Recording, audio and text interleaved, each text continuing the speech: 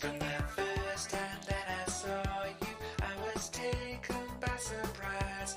You had more than just four colors. I could not believe my eyes.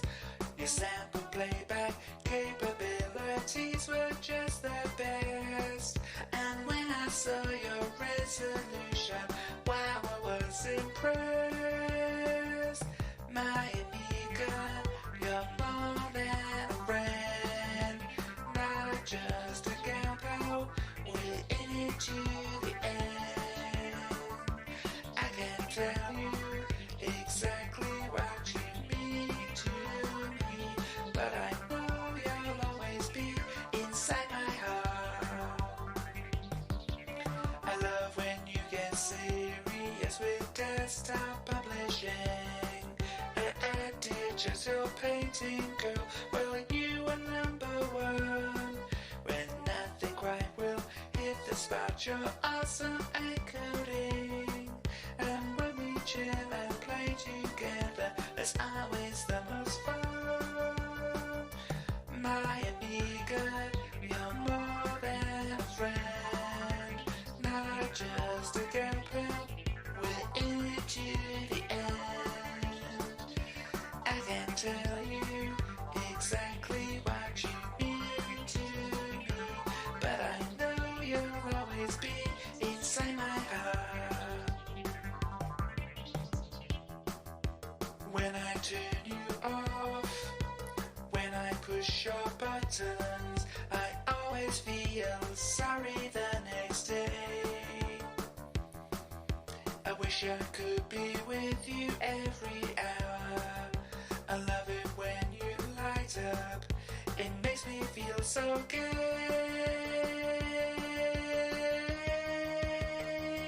My Amiga, you're more than a friend, not just a gal pal. We're in it to the end.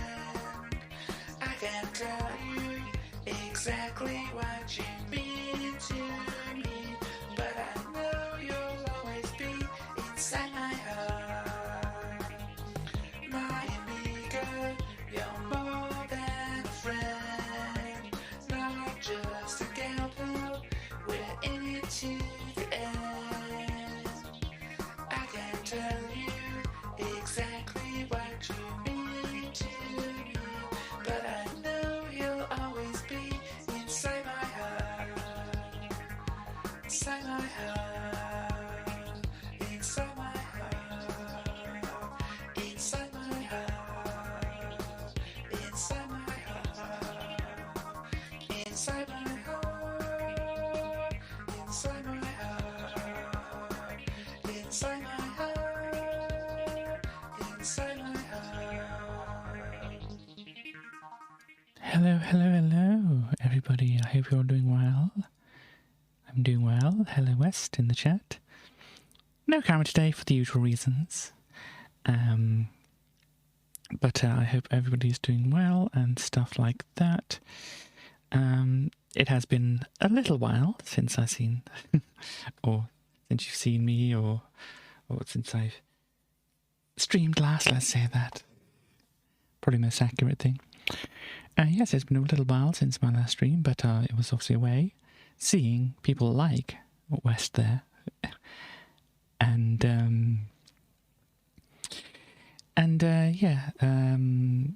Also I didn't stream on Sunday, even though I could have, because I was recovering after visiting people and being on a coach and stuff, because, as I said, I had a car accident and whatever, and so I don't have a car, and so I have to get on a coach to go to see them. And the way down was mostly okay, but the way back had like a lot of people on the coach. Fortunately, nobody sat beside me, but there was like, I think pretty much everyone in every set of seats, and it just took up my brain space and stuff like that. Just having that many people around. That's the first time I've been around that many people in such close proximity for a while now. So yeah, it took me a while to get over that. I think I might have picked up a little sniffle. Fortunately, nothing else, it seems. But yes, I might have picked up a little sniffle from somebody, which also might have taken me out a little bit. Or there might have been allergies. I don't know. It's hard to say. But yeah. So that's whatever. And I just if I was even thinking, a mystery indeed. But taking antihistamines seemed to help it, so it might have been allergies. So there we go. But yeah, I spent earlier today going to the pharmacy to pick up some meds, not the ones I want. If you don't know, there's been a shortage of certain HRT meds here in the UK. Hopefully it's sorting itself out soon. But we will have to see about that. Apparently, when I requested for a particular thing, this goes back way back. It's like I requested a particular medication, and they accidentally requested another one, and so I requested the correct medication after I found out about a week or so later, and it seems like that didn't go through somehow, and so now it's been like a week or so after that. It's like I wanted to check up on that as well, and they're like, it didn't look like it came through, so we'll put it through again, and whatever from the pharmacy side rather than the GP side. And so yeah, it's just been a big faff. So hopefully next week I'll be picking up some more meds and stuff like that, but who knows? That's another mystery. Today is apparently a stream full of mystery. There's also something that I want to show, but West, you're the only person who seems to have announced their presence here at the moment. I certainly would like to show this to a Chaos when a Chaos shows up, and I know Stallion Stars have seen this anyway, and if anybody else shows their face around here, they can have a look at that as well. But obviously you don't need to talk if you don't want to, and all that kind of thing. I understand, but if you do, then go ahead and all that stuff.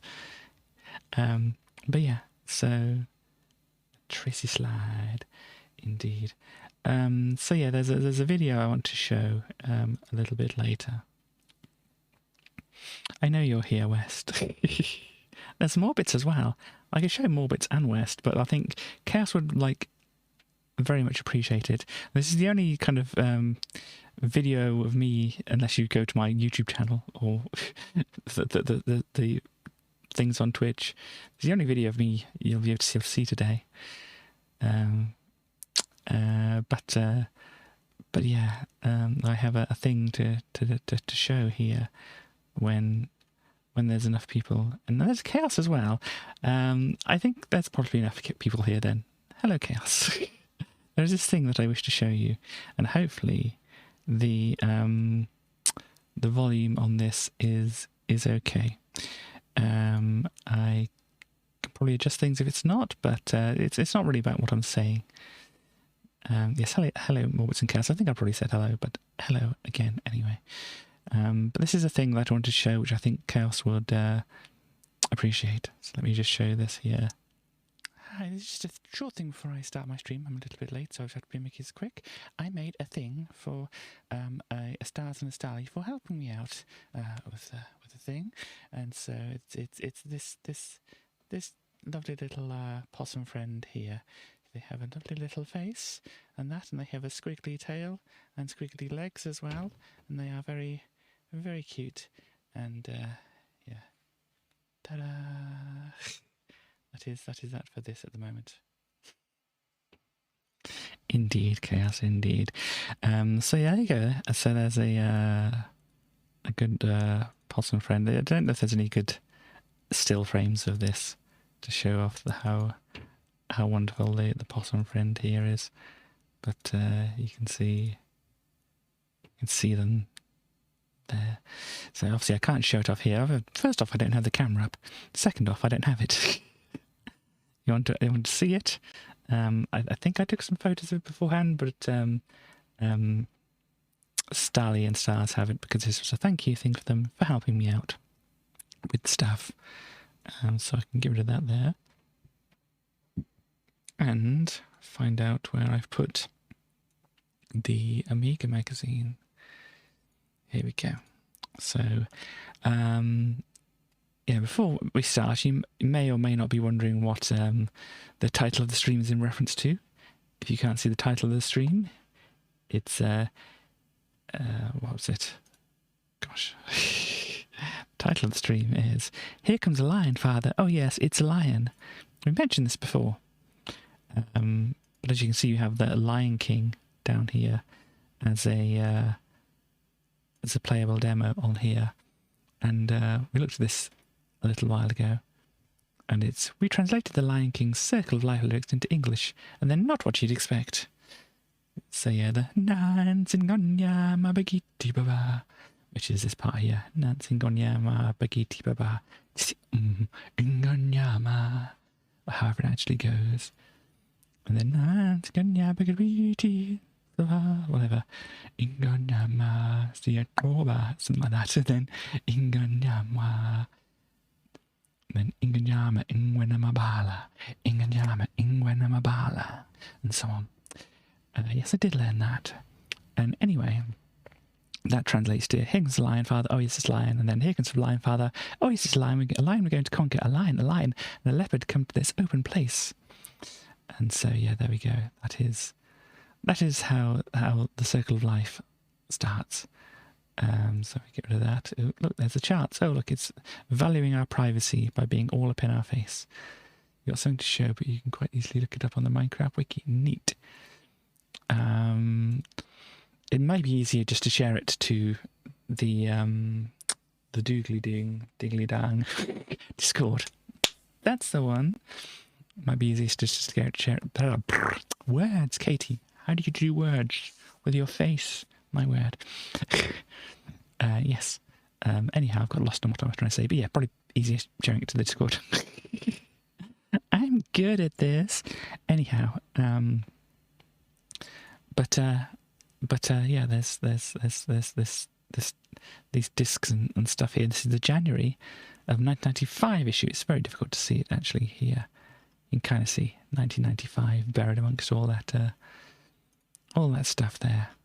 So we'll be having a look at that. It has like a Amiga shopper supplement that might be included in the pages that we have here. It might not. I'm not fussed to look it up. Slowly go.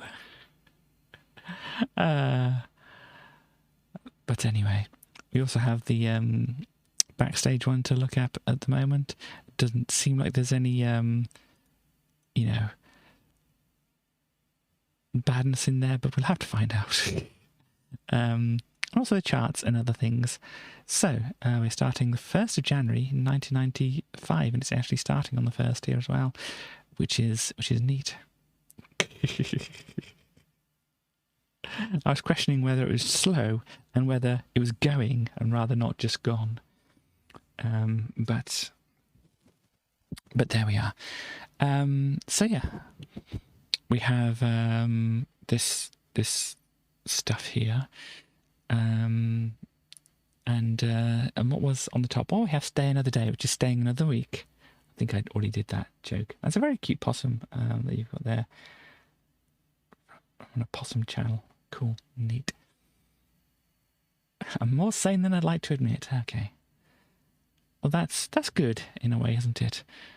But yeah, so going into the new year, 1995, we have Stay Another Day, Love Me For A Reason, Cotton Eye Joe, Think Twice by Celine Dion, and whatever, and them girls and girls, oh, by Zig and Zag. If you haven't looked that up yet, oh gosh, I don't know how to, of course you do, yes. I don't know how to explain this.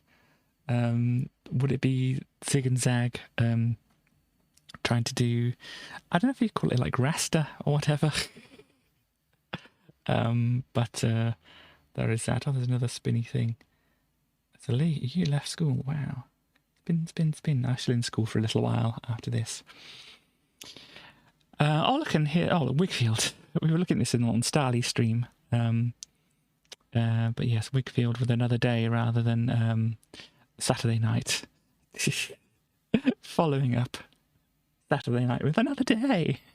How original. Anyway.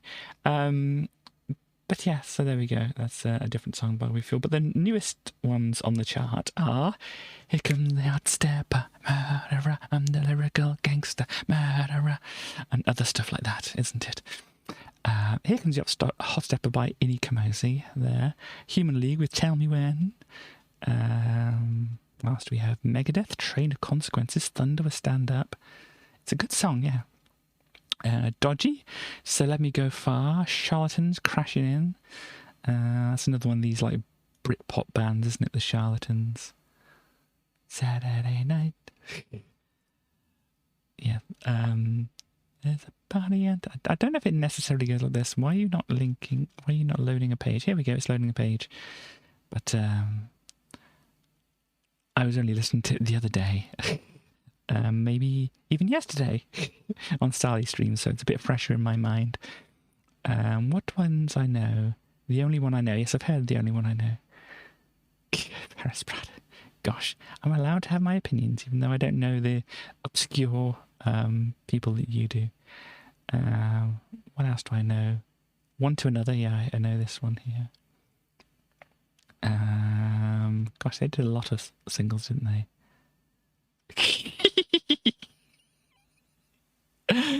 Dear, what else do we have? Susie and the Banshees, Oh Baby, Run Rig, This Time of Year, Sean Colvin and Mercy Carpenter, One Cool Remove, Lisa Morris, Just the Way It Is. We have Tenor Fly, Bright Side of Life. Excuse me. The Cult with Star. What else do we have? A re-release of If I Give You My Number. Smashing Pumpkins with Rocket. Capella, Move It Up, Big Beat. Roselle, You Never Live the Same Way Twice. For One, So Much in Love. And Donna Summer, Melody of Love, Wanna Be Loved. What else do we have? Gosh, I knew it would have that kind of effect. I knew. Oh, look, Cotton Eye Joe, thank you. Cotton Eye Joe by Rednecks going up to the top of the chart here. And we'll stay another day, dropping down to number 4 now.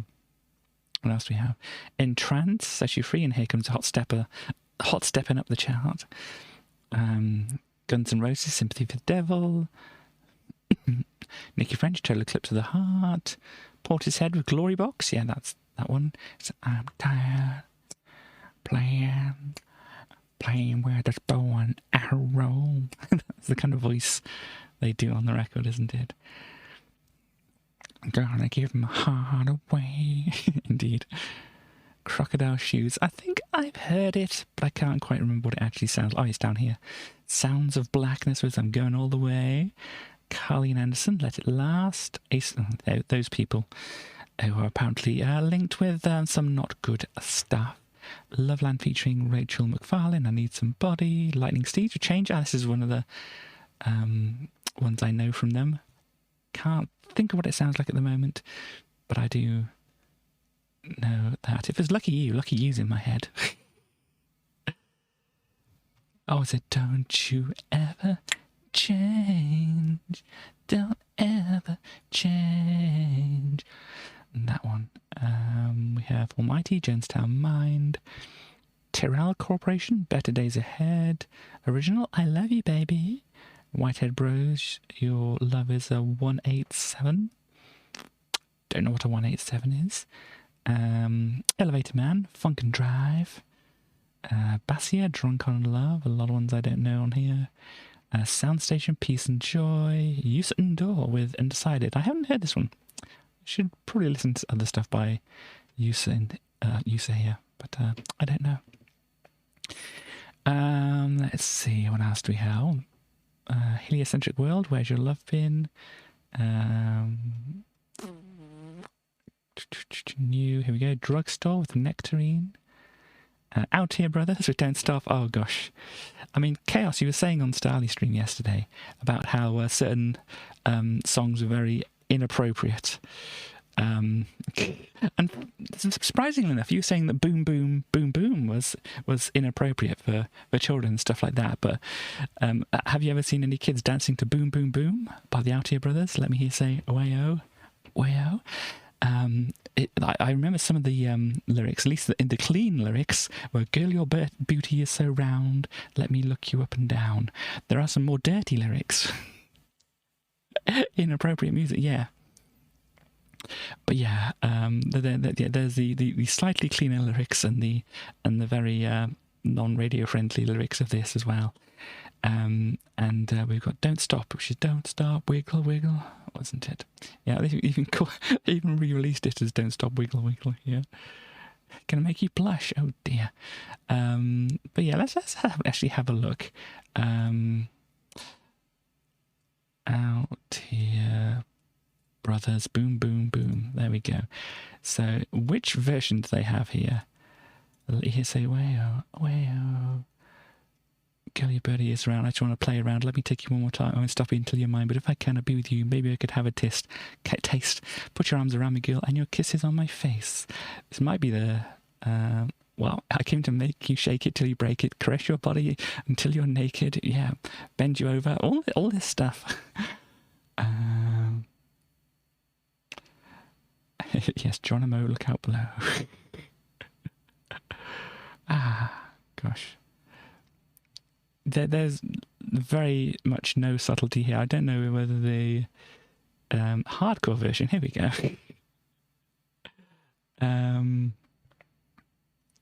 What is this? I just want to... Yeah, girl, your booty is around. I just want to lay you down. Let me take you from behind. Yeah, and there's lots of other stuff going on here. But yeah. You can see here... Yeah, you can see here that this is definitely the I think this is a little less subtle than a champagne bottle. Just look at this line. I'm not going to read it out, but just look at this line. All this collection of lines here, and let me tell you. This is not subtle at all.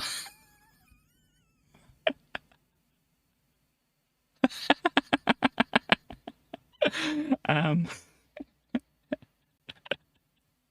apologise if you can't read this at the moment, anybody, but I'm not reading this. If you want to know what I'm not reading, look at Out Here Brothers hardcore lyrics. Or whatever they called it here. Yes, hardcore version. Boom, boom, boom. Anyhow, that is quite the inappropriate song. Oh, this is skipping ahead a bit here. That's quite the song to hear at school discos and stuff. Anyhow, we have McAlmont with Either. I remember McAlmont and Butler with, was it Yes, wasn't it? Indeed. Well, I don't want to get anybody inappropriately inappropriate. So, moving on. Got my J still at the top here. Hot Stepper, stepping up one more. We have That Guy with a song. Massive Attack featuring Tracy Thorn. 3 URL and Discord. Nice. Thank you. I'll have a look at those later on. Protection. Oh, I pressed it. Protection. Thank you very much. Oh, dropping my controller here. Yeah, Protection, Massive Attack. Gosh, what's that sound like? I can't think of it, but I remember it being a good song. Oh, In Betweener by Sleeper. It's like, yeah, just an in-betweener. Beep, beep, beep, beep, beep, beep, beep. Was it that one? Beep, beep, beep, beep, beep, beep. Is that the one? I think that's a Sleeper song. I'd like What Do I Do Now by them. I mentioned them. Oh, look, this Ultimate Chaos again with Hoochie Booty. How very, very appropriate. There's a song by Ultimate Chaos called Hoochie Booty right here. Ah, gosh. Anyhow, we have Barry White with Practice What You Peach. Peach? Wow, you know. I don't want to weigh in on that. I'll let Peter have their say. So yeah, practice what you preach, and love is something. And we'll never know. Deuce with Call It Love. TLC with Creep. I think they already were new on the charts, but anyway, there we go. Mr. Roy Saved. Scarlet Independent Love Song. Don't know if I heard this or not. Van Halen with Don't Tell Me. That guy with Cuban Pete, probably from The Mask, isn't it? I'd say that guy because of his involvement with a particular film with some transphobia in it. Donna Allen with Real. Plantis definitely did not. Thelma Houston with Don't Leave Me This Way. Oh, don't leave me this way. Probably that song. New Order with 1963. Chaos, is that a good one? Paris with Gorilla Funk. What do we have? Duke Basie with Do You Love Me? We have Nick Howard, Everybody Needs Somebody. I can't remember what I'm telling myself. Oh, Elaine Page here. Him à l'amour, If You Love Me. I don't know what that's from, but Elaine Page was in Cats, as well as probably other musicals as well. Maybe this is like a independent of things like that record. I don't know. And we have Deja Vu Messages. Rolling Stones, Out of Tears. Double Gorrit. E17 Stay Another Day remixes. Interesting for some remixes to pop on like that. It's banger, it's new. Okay, cool. Tom Jones, If I Only Knew. But a bunch of re-releases here as well. What else do we have? 21st of January, moving on. So yeah, on my birthday of this of this particular year, Cotton Eye Joe was on the top of the charts. Ooh.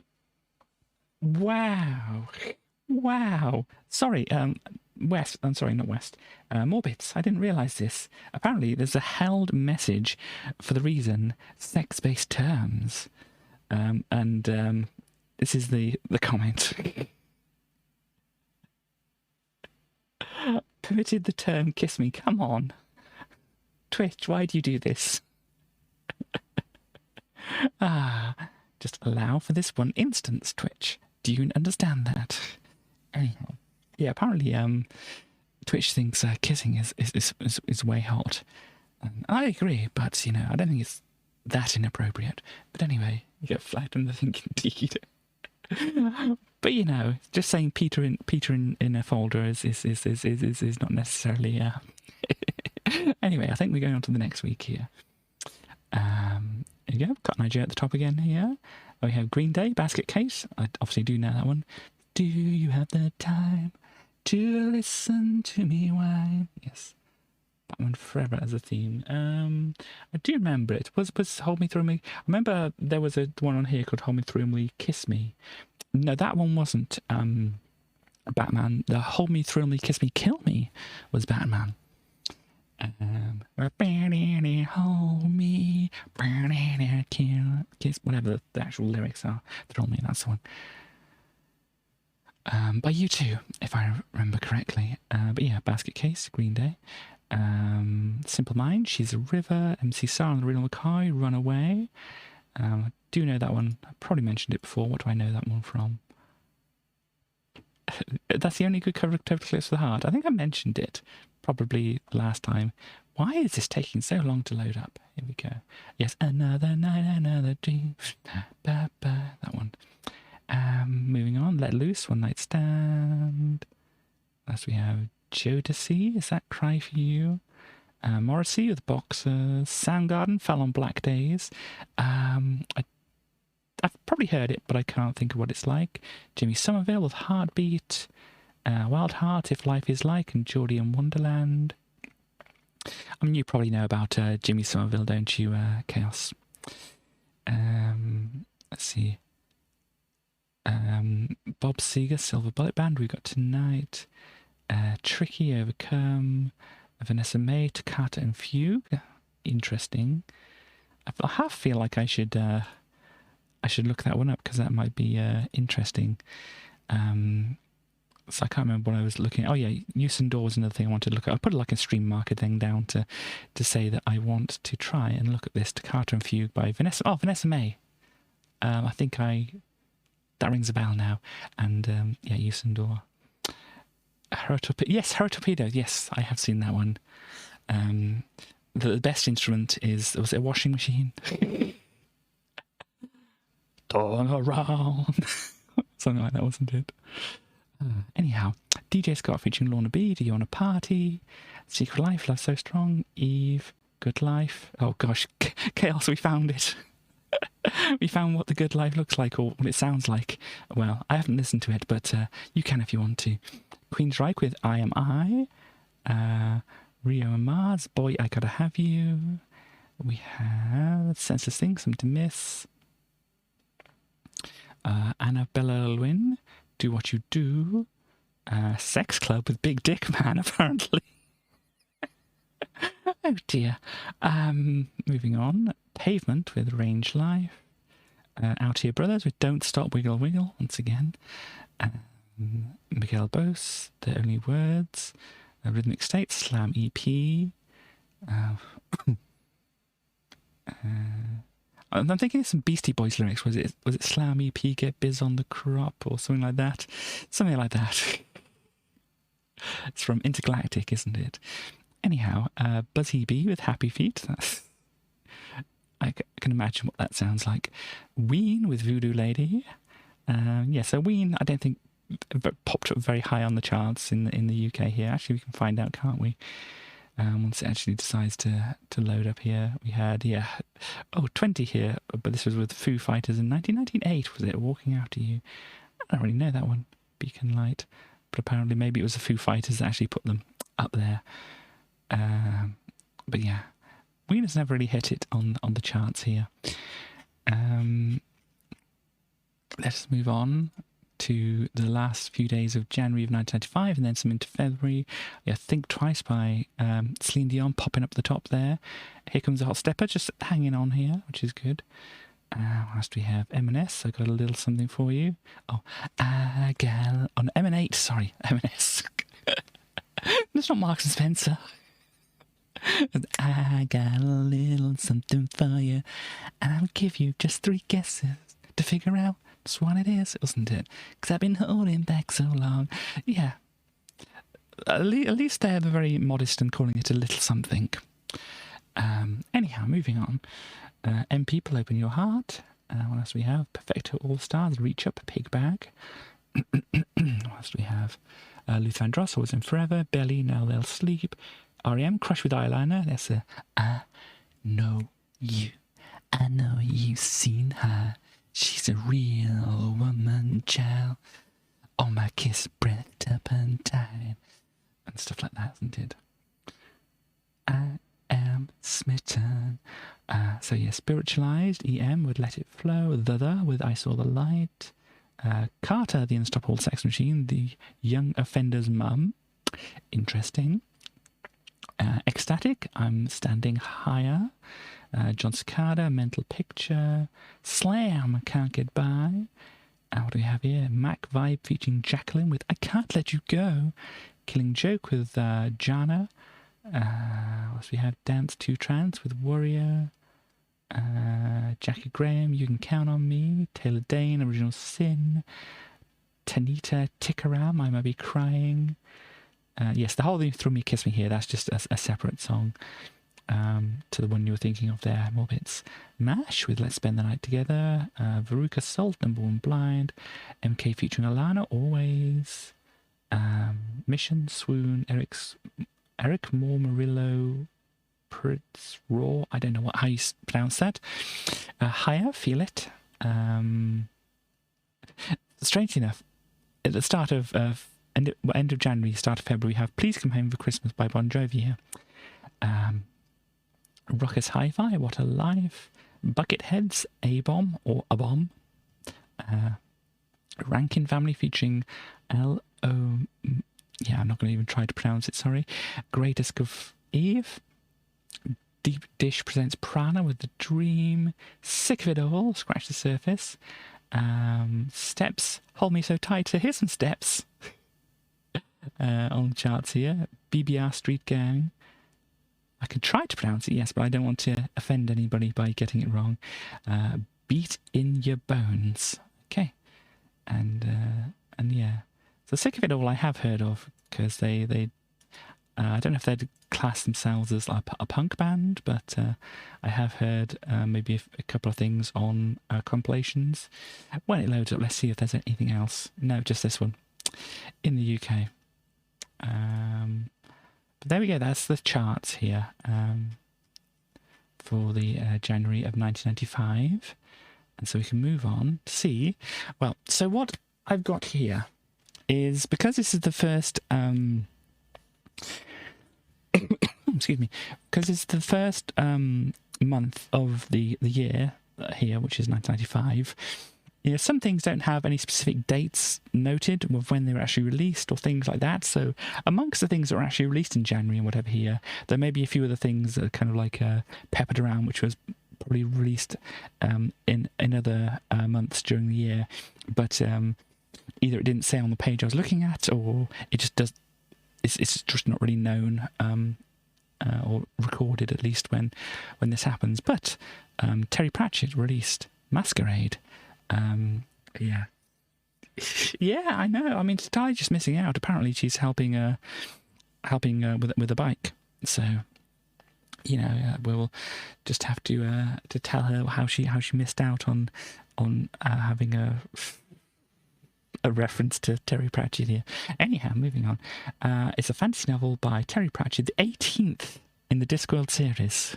So yeah, Terry was making ones. Yeah, Pratchett sense probably maybe he's tingling. But obviously if she can't get it back in time, then she can't. But yeah, Terry released at least I think 2 books every year or something. He was quite prolific, as they say. So you got Granny Weatherwax, Nanny Og, go to Ankh-Morpork and find Agnes Nitt, who appears later on in the stories. And yes, like kind of a parody thing of Phantom of the Opera, but also, but you know, if you know Terry Pratchett, you know it's a lot more than just a simple parody. And that, but yeah, the 18th novel in the Discworld series and the 5th story about the witches here. But yeah, Perdita, Christine, Walter Plinger, parody of Michael Crawford. Okay, I don't know if I noticed necessarily when I was reading it, but there we go. And yeah, Grebo, of course, the cat. Because they're in Ankh-Morpork as well. We get the librarian here. Death usually shows up. And surprisingly, or not surprisingly, by the way the story progressed and such like that, Magrat here was not involved in the story, because obviously that's why they're introducing Agnes here. But anyhow, that is that there. I might keep it around just in case Dali shows up before I finish going through stuff here. We have The Private Life of Plants, first shown in the United Kingdom on the 11th of January 1995 by David Attenborough, about plants. Yeah, part of David Attenborough's Life series of programs. It was preceded by Life in the Freezer. And so you've got some penguins there. And then followed by The Life of Birds. I think I remember seeing more of this one. I might have seen this one as well. I don't know if I saw that one or any of it. But yeah, David Attenborough doing his David Attenborough voice. Because that's the voice he has. Over some footage of plants and stuff like that. So it's obviously a lot more interesting than what I'm what I'm saying here, but I don't know how to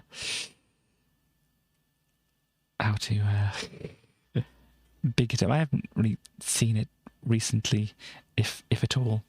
But yeah, if you know David Attenborough, you'll know he could make plants interesting.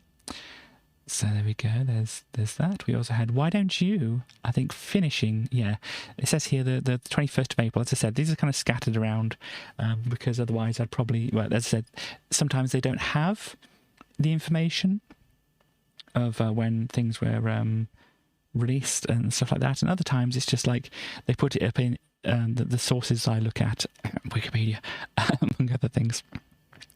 But the sources that I look at sometimes don't have specific, the events or whatever to specific months or whatever. So I'm likely to forget them and skip over them.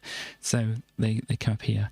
But yes, Why Don't You was a BBC children's television series broadcast in 42 series between 1973 and 1995.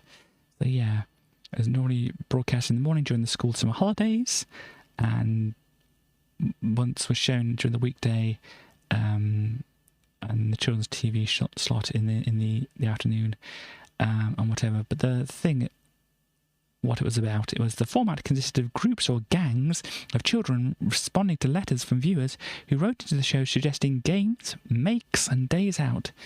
Typically, these were arts and crafts activities or games and magic tricks children could learn to impress their friends. So yeah, I remember the theme song that I remember from it. Apparently, they had a number of theme songs here, but the theme song I remember was like, why don't you just switch off your TV set and do something less boring instead.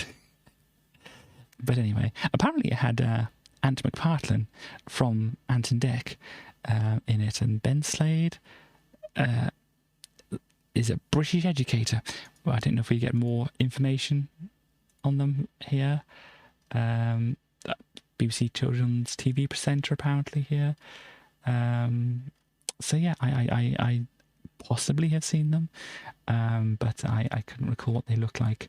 Also, important to note here, this was created and produced by this person, Patrick Dowling, and also Russell T Davies was later at one time producer and director.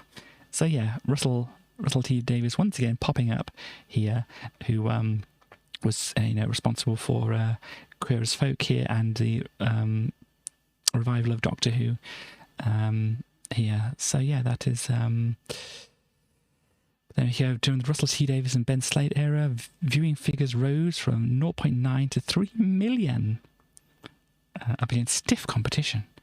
So yeah, Russell coming in doing what he tends to do in these situations. But yeah, I think this. Well, we got the few versions of the theme tune. Apparently, the 1973 one was "I Say, I Say, I Say." I don't know if I know that one. 1976, it was King's Road Raspberry Parade.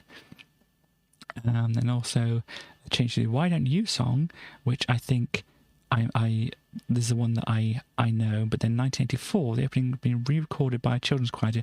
That might be the one I know then, because obviously from 1974 to 1984, that's a little bit early for me to really recall things so much. But then apparently here, the theme tune changed about 1991 or 1992 by Norman Cook. If you know Norman Cook, or if you don't know Norman Cook, it's Fatboy Slim by one of his other names. So yeah, I if you think Rockefeller Skank or Praise You or things like that, apparently Norman Cook did a version of this theme song. Interesting. But yeah, so obviously we've got Ant McPartlin here. We also have Pauline Quirk, whose name stands out to me. It was in Birds of a Feather. Yeah, I've seen her, but I can't think of what she looks like. What else do we have? Some other people here. Andy Crane, who was on Children's BBC, as it says here, I think alongside Ed the Duck. So if we probably looked at Ed the Duck before here, but let's have a little look. It's Ed the Duck. There's an Ed the Duck film, but this is Andy Crane and Ed the Duck here. But this is Andy Peters. So yeah, the two Andys always confuse me about which one was which. But yeah, if we can have a look at Andy Crane. No, that's a Philip Schofield. That's Andy Peters. This is Andy Crane.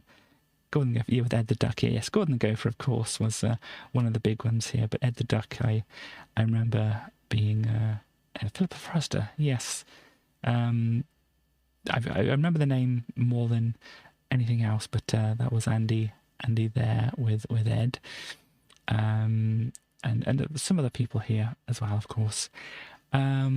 What else do we have on here? We have the Krypton Factor. Ran from 1977 to November here. The Aardvark. I don't know if I remember the Aardvark. Or yeah, I might do. I can't remember. But yeah, ran up to 1995 here, and it was a TV show. The title of the show is a reference to Superman's home planet Krypton. The title perceiving the contestants had strong superhuman powers for taking part in the challenges they were set. And so yeah, they did various I think like mental agility, response, observation, physical ability, intelligence, general knowledge, and stuff like that. It's just like kind of a quiz show, but more like interactive and stuff like that. Krypton Factor was based on Superman. Do you have a factor of Superman? I think I don't know how these factors work, but well, apparently this up here was how the factors work. So the score is apparently their Krypton factor. So Superman would have had like a Krypton factor of like 1 million or something like that. But yeah, this particular thing, Krypton, yes, we got that. I select things right. Noted up here. There we go. Number of series, original, revival, and young Krypton. Also a children's version of it.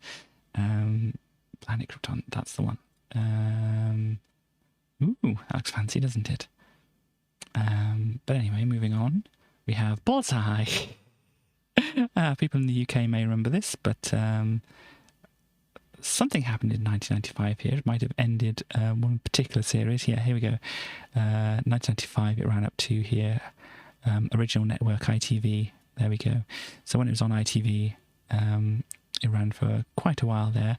But yeah, there was a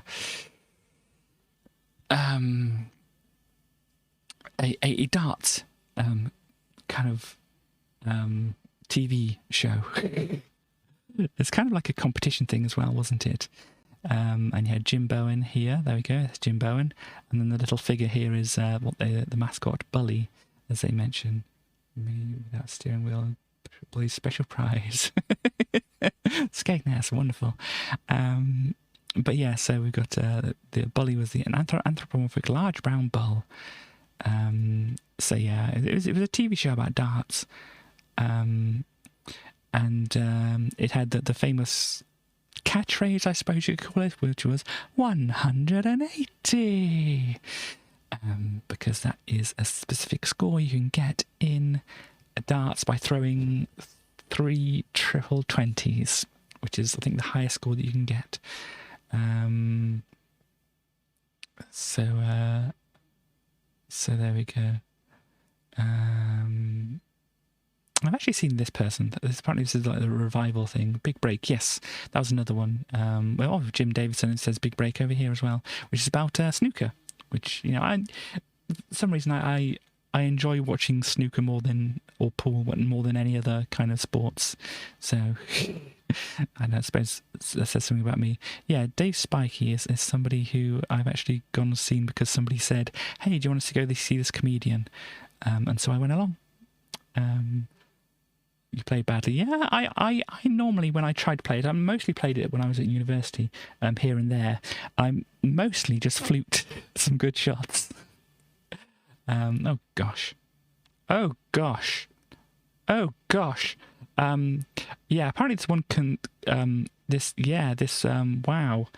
this one contestant was convicted of multiple burglaries, armed robberies, 2 double murders, and a bunch of other stuff, which I'm not going to get into. But wow.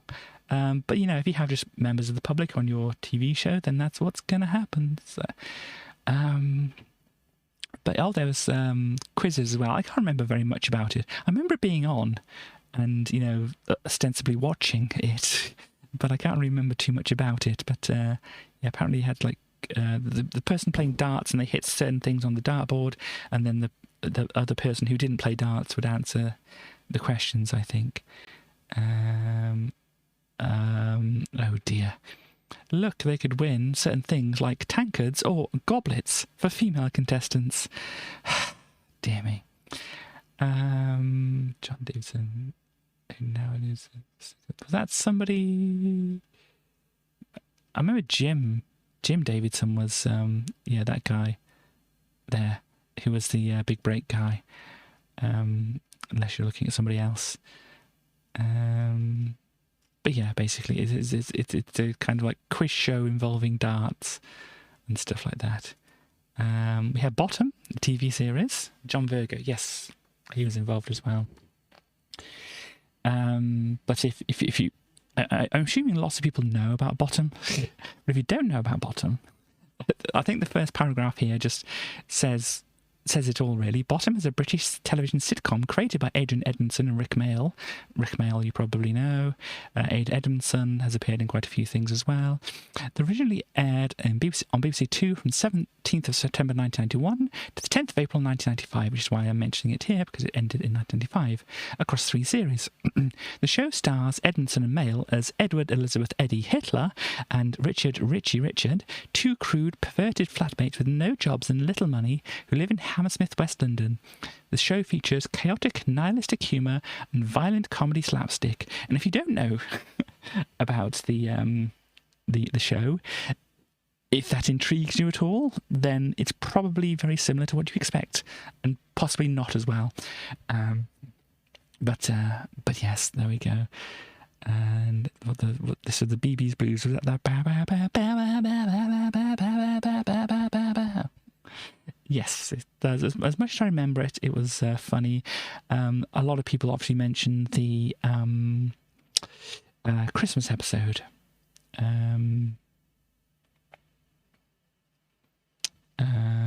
But yeah, if you want to pause and look at some things here, then obviously you can do so. But there we go. Which was the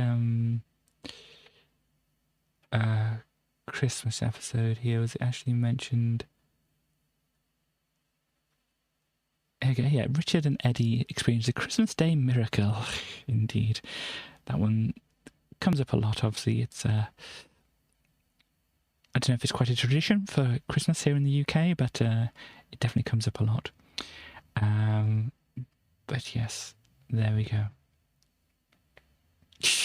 The duo prepare for their holiday in Doncaster. If you don't know Doncaster, it's just basically another English place. But it really shows how much money they had to throw at this. Which they didn't need a lot of money to throw at it. They just needed Adrian Edmondson and Rick Mayall being themselves, or being the characters, which are probably a bit of themselves. Anyhow, moving on. We have Star Trek Voyager, which started January 16th, 1995 here. And it's, as I probably mentioned before, it's probably, not that I've watched all the Star Treks and have very much of an opinion on all the Star Treks or whatever, but it's probably my favourite Star Trek one. Maybe because there was a woman in charge here, and I was, you know, a very confused, unknowing, small trans person at the time. But I don't know. Maybe not. But here we go. Yeah, that was Jerry Ryan, who was 7 of 9 in there. Do you have anything else? Cameos by a bunch of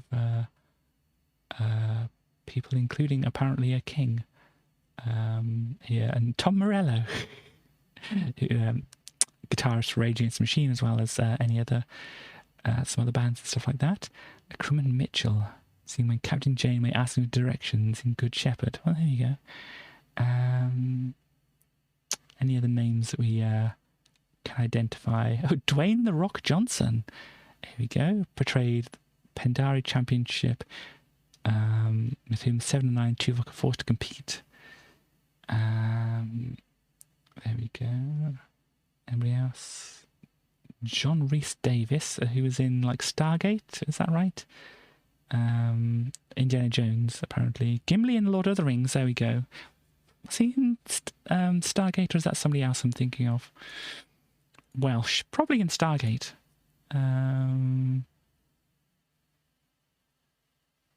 Oh, no, it wasn't. No, it's Sliders. It was the kind of rip-off Stargate, wasn't it? That's the one.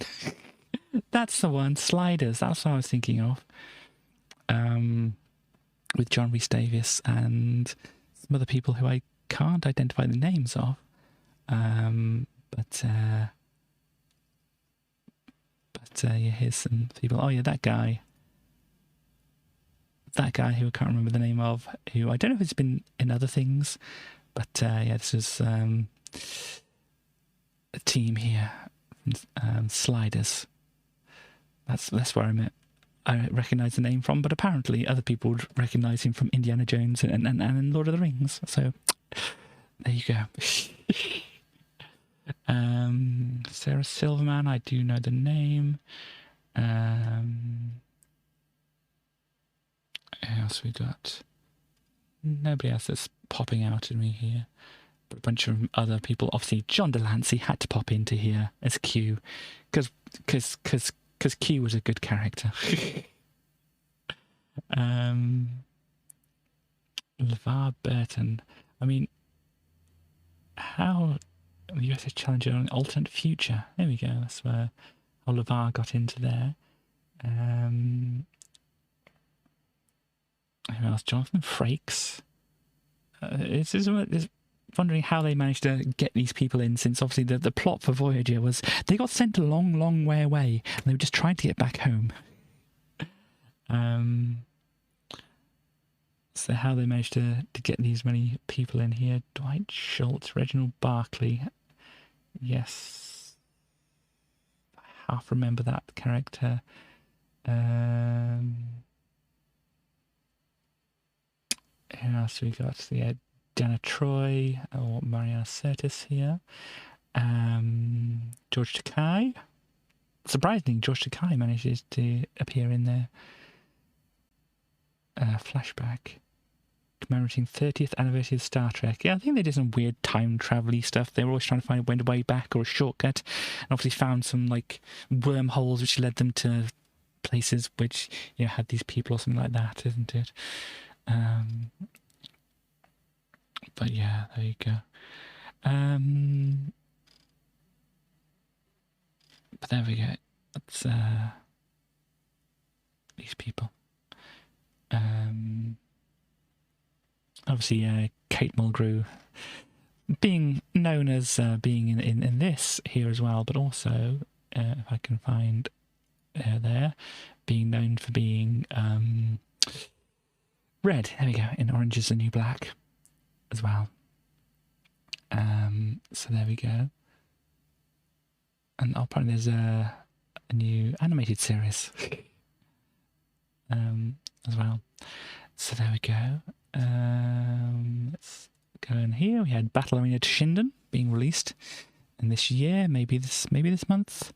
Where we get released, yeah, January 1995 in Japan on the PlayStation. Battle Arena Toshinden. I remember having a demo of this on one of the PlayStation cover CDs.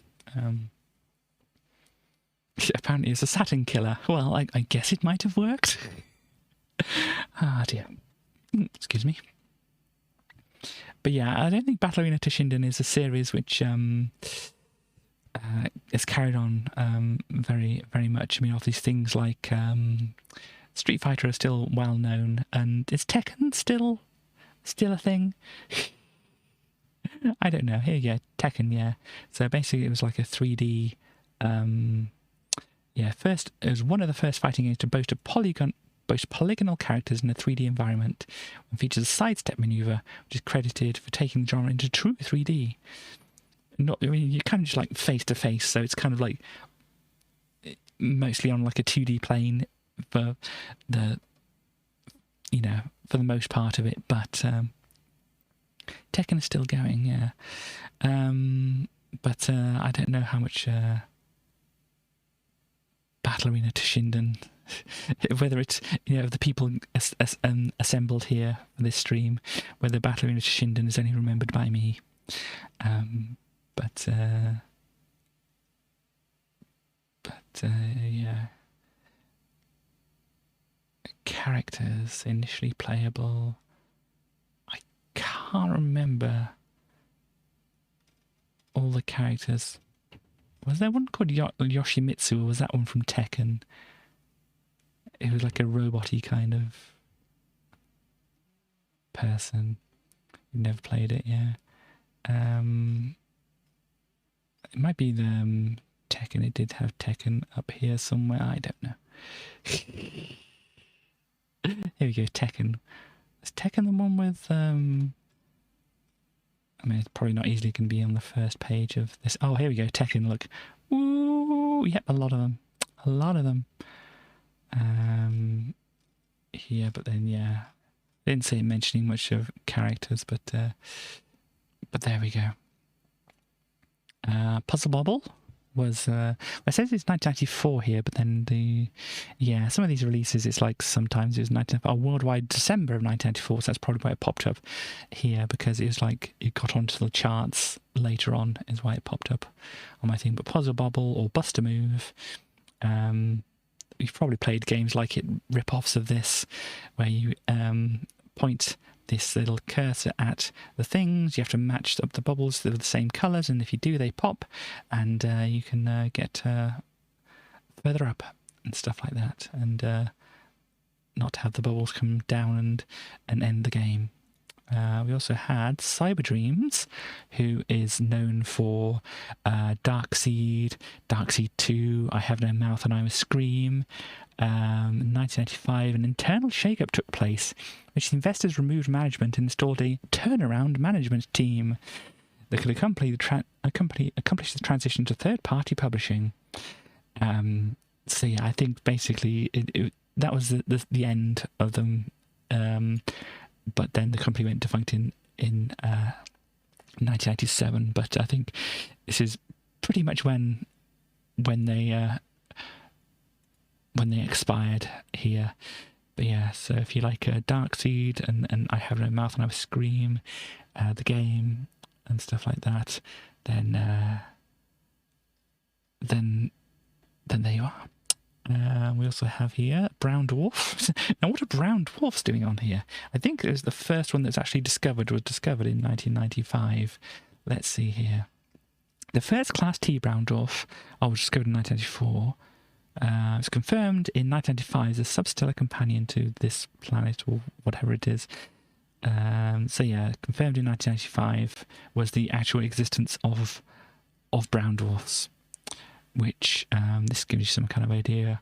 It's got the sun, and I think like the suns or stars collapse and turn into like brown dwarfs and things like that. I'm not quite sure exactly. But here, brown dwarfs are substellar objects that are not massive enough to sustain nuclear fusion of ordinary hydrogen into helium in their cores, unlike a main sequence star. Instead, they have a mass between most massive gas giant planets and the least massive stars. Okay, so they're not quite stars, they're not quite planets. From what I can tell here, they do not undergo stable hydrogen fusion. They cool down over time, which is probably why they're called brown. Because they just like cooling down from maybe red, and yeah, this is where they got the red dwarf name from for the TV series. Let's have a look at red dwarfs. Why not? Smallest and coolest kind of star. There we go. The most common kind of star in the Milky Way, or at least in the neighbourhood of the sun. It can't be easily observed. Definitions and usage of the term red dwarf vary on how inclusive they are on the hotter and more massive end.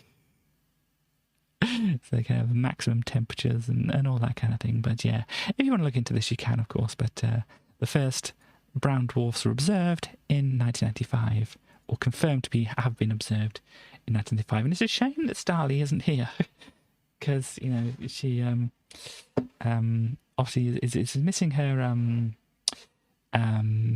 her archaeology thing. And we've got some archaeology stuff here that we can possibly have a look through.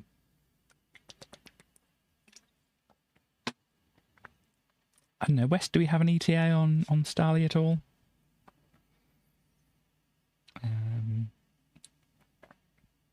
Can't see anything on my stuff here.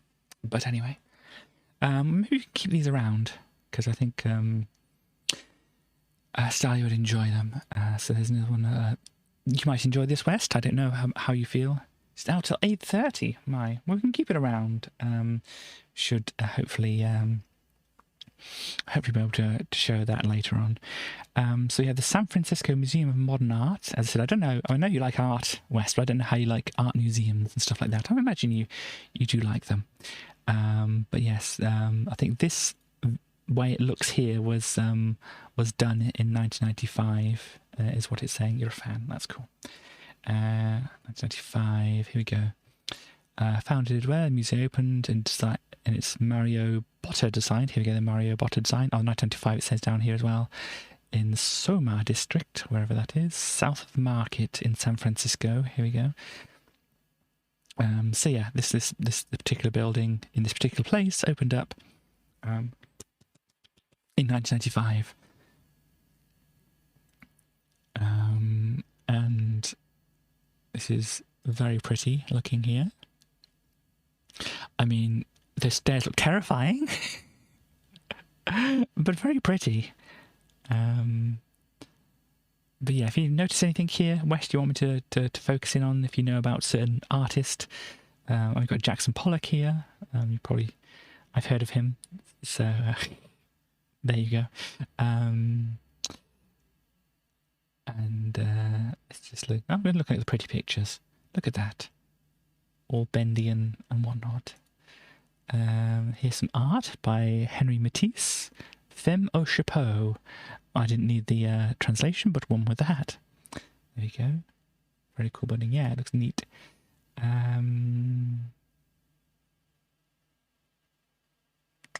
if I can recognise any of these names across here. Or Andy Warhol. I know about Andy Warhol. Francis Bacon. Painter.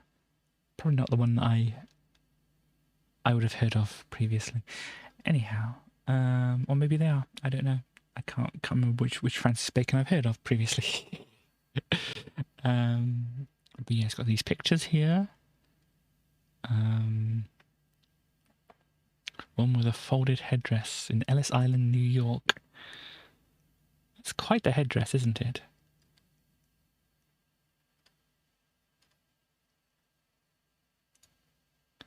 Oh, here we go. Wikipedia. Look kind of interesting. There's an abstract one as well here. I said, if any of these look interesting to you, West, or if you notice any names which you say, oh, I know that one, please do let me know. This looks like some musical instruments, doesn't it?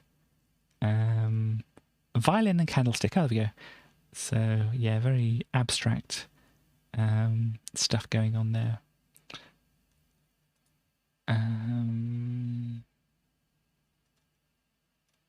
Ooh, ceiling architecture. Look at that. Looks like it would get very warm in there. I hope they have good air conditioning. Let's see. There's a bunch of trustees here. I don't know if these names should mean anything to me at all. But there we go. That's a building there. We have this here, which is a museum, which I don't know why it stood out to me. There's probably a reason why. I mean, it's an interesting looking building. But it's an interesting shape, yeah. There's probably a reason why this caught my eye, but I can't think of why. Not intentionally rhyming things there, but you know. I mean, it just is a thing that was done. It had interesting shape to it, I think, is the basic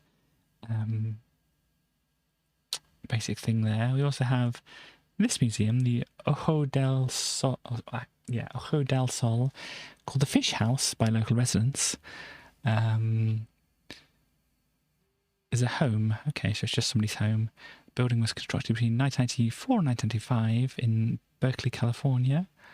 The Ojo del Sol is like Eye of the Sun here. Originates from the 15-foot diameter eye-like window that faces south. So that's why it's called the Fish House as well, because of the eye. According to the architect, the structure is based upon the world's most indestructible living creature, the tardigrade. Water bears or moss piglets.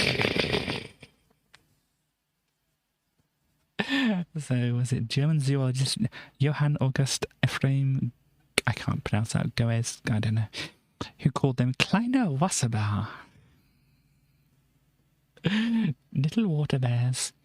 So yeah, are a phylum of 8-legged segmented micro-animals.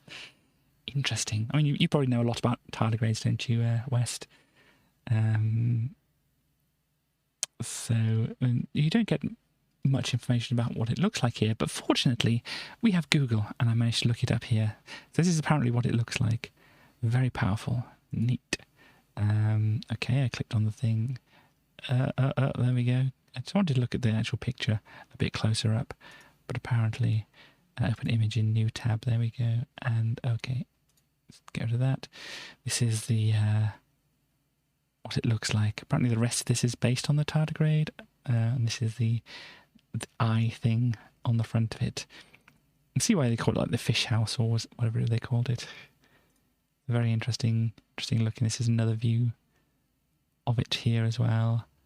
Then you got another one around the side, like this. It looks like it would fit in like SpongeBob or something, doesn't it? Another slightly view. It's very whimsical. I'm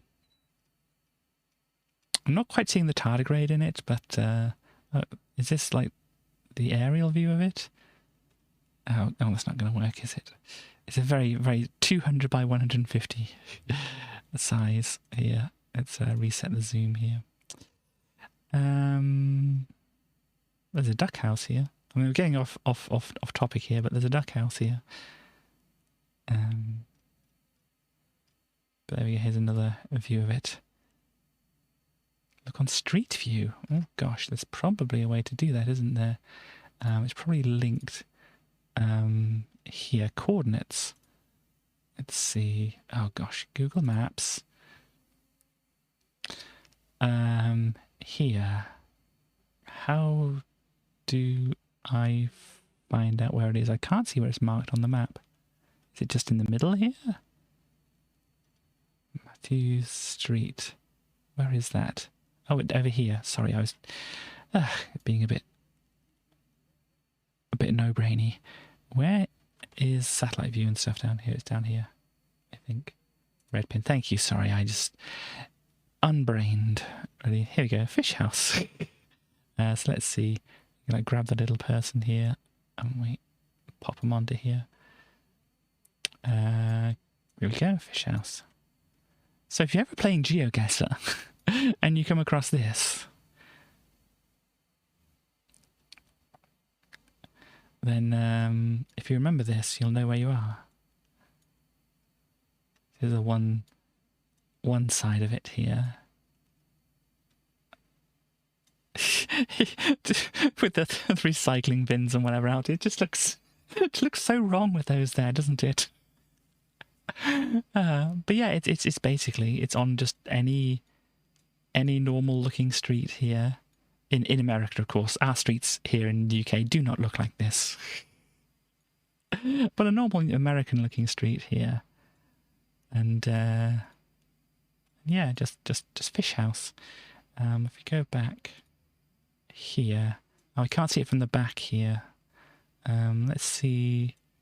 Just if we can get a view of it from over here. It'll be through these other buildings. Yeah, we're not going to be able to see it, are we? No, I don't want to do that. How do I just move across? Control, move, Alt, move. No, that just... Okay. Well, Google, you could be helpful here, but never mind. It's somewhere through there now. Gaudi. Who is that? What do they do? If I would know. This is an odd-looking bush. Oh, this is very American, isn't it? Right here. Where's Chaos? You gotta look at this, Chaos. Your very, very American-looking house right here. The people from there probably walk out and shoot their guns in the air a bit and walk back in. From what I understand of America, of course. But there we go. Click on this again. Oh no, can I? Architect imagination of building project in Barcelona. Okay, so I probably don't know, or I may know. Oh gosh, where have I gone to? Where's this house gone? Fish house. There we go. Yeah, I mean, you've got like an aerial view of it. It's kind of tardigrade shaped, isn't it? This might be some of the best view of it that we have. Oh, that's a great picture. Whoever took that, great picture. But there we go, yeah. And there's the gate here, which looks interesting. Can you'd use the same things to zoom in like this, do you? But yeah, that's neat.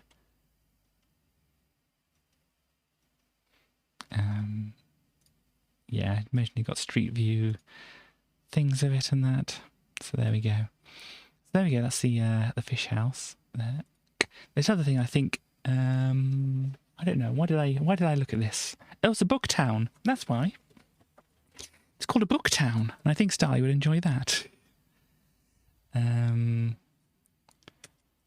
Let's see, a book. Yes, it's the Norwegian book town with bookshops situated in old cow sheds and pig pens. I think Starly would love this. So we've got to show that to her when she arrives. Obviously, let me know when she does so I can show her these things. Please, West. Oh, dear. Also, 1995 was the release of Lost World, which was the sequel to the novel of Jurassic Park. I know. I mean, I know she's not going to be out looking at her archaeology thing, and she's just, you know, messing around with bikes and stuff. At least I got to show Chaos the thing I wanted to show Chaos. Here we go. But yes, it's unrelated to the film of the same name. So yeah, we have Jurassic Park themed things. There's a Tyrannosaurus. Gosh, and Velociraptors, and there we go. I don't know anything about the book. I haven't read it, but it's got these ones: the Pachycephalosaurus here, Stegosaurus, Triceratops. Tracy, you're on here. That's good, thank you. Pointing that out. I'm not going to be on camera, but I'm here. Yes, Tracy is here, but not going to be on camera because there's no camera up at the moment. Trudon. Never heard of that. Dubious genus. Ah dear, mislabeled. Referred to only as 20 medium-sized dark green dinosaurs. Dryosaurus.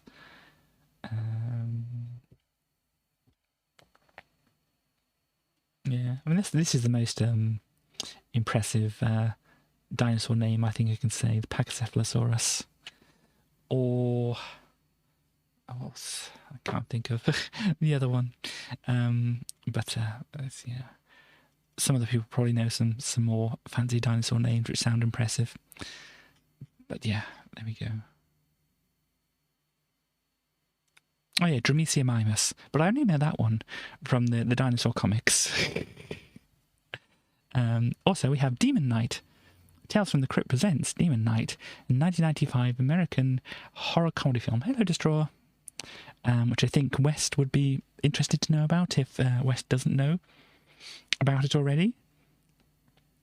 But it's Tales from the Crypt, so I imagine you do know about this, West. Voiced by John Cassier. I think I recognise the look of them, but I don't know what I would have seen them in. But it had Billy Zane.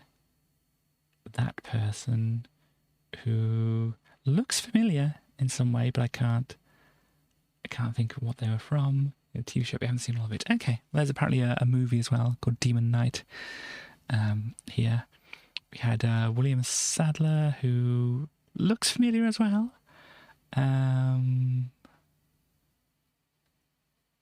Somebody in Shawshank Redemption, possibly know them from that.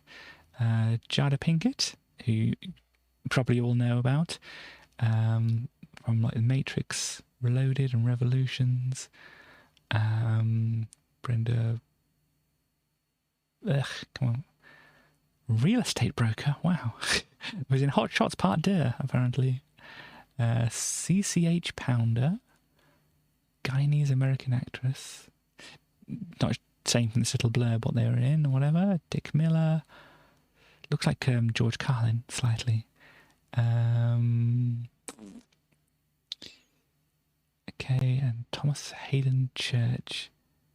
I don't think I'm aware of anything that they're in, but oh dear. A misogynistic cook named Roach arrives and informs the group out of theft. But there we go, that's some stuff here. Is there anybody else who looks familiar? I know Chasey Lane from the Bloodhound Gang. They seem to have a page, but they also just don't seem to have a page. If you know anything about the song by the Bloodhound Gang, you'll know why I'm not really going deeper into it, because we weren't going deeper into some of the other stuff from earlier in the stream. But yes, I think she's a adult. Let's go into a different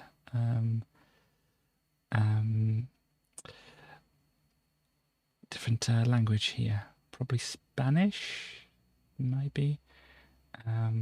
But anyway, she's an actress pornographica. There we go. So that is. I say that's where I know her from, but no, I know her from the Bloodhound Gang song about her, which she features in, I think. So yeah, there we go.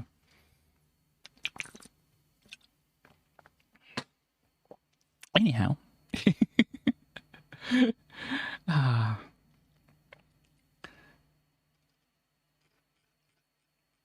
was Demon Knight there. We have the very best of the Blues once again. A thing I know that Starly likes. The very best of the Blues Brothers 1995 greatest hits album. So yeah, there's them. Everybody Needs Somebody to Love. Of course, they need that one on there. Think with Aretha Franklin.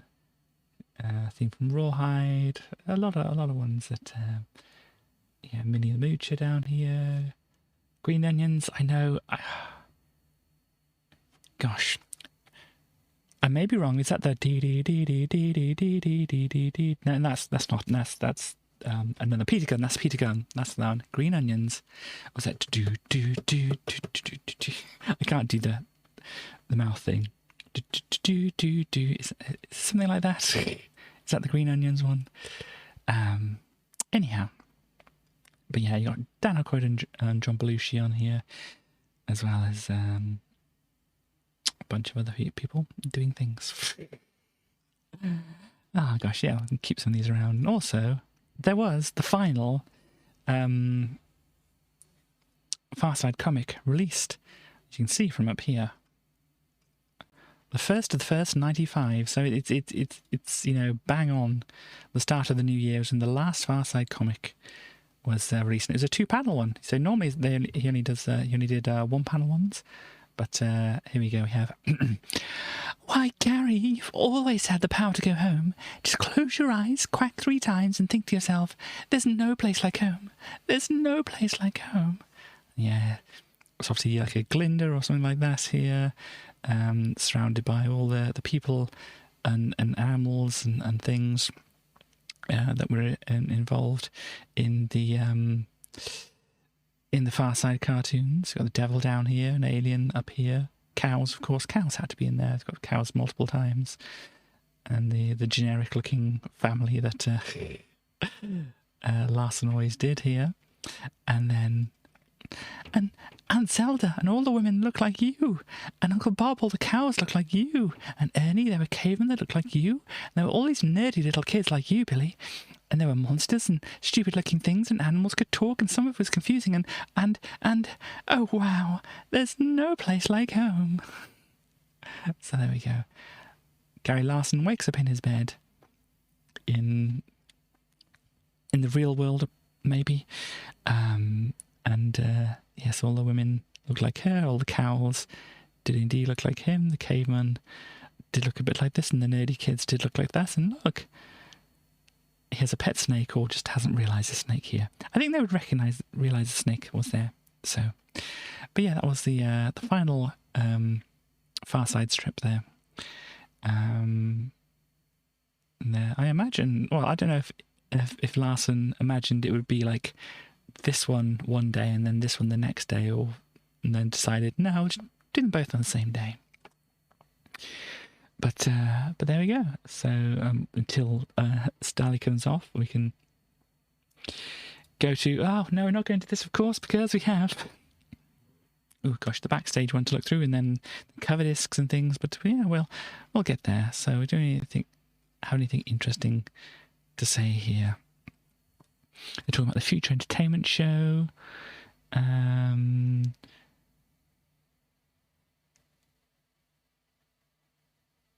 What's this?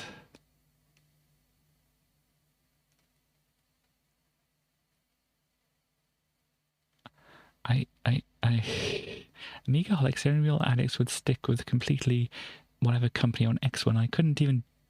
It couldn't even die properly, just a slow drawn out slither of decay, even with a management buyout. Am I missing something, or were these people not in charge in the UK before? So what changes will occur? So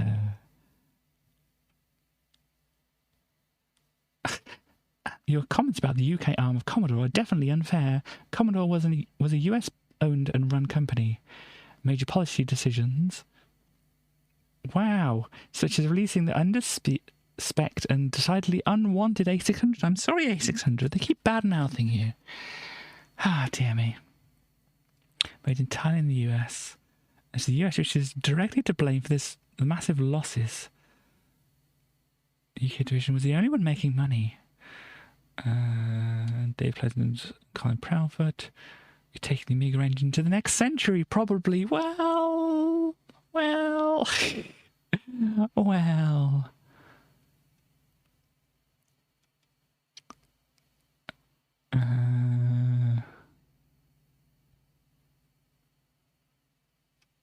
What are they saying?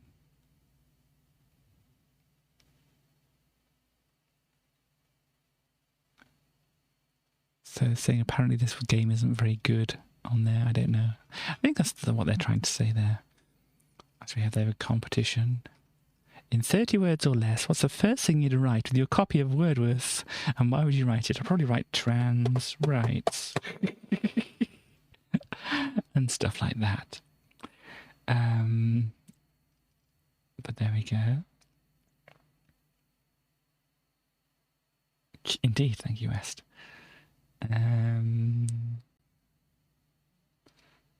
So yeah, it's like, oh, there's these games that are on consoles, but now you can get them on the Amiga.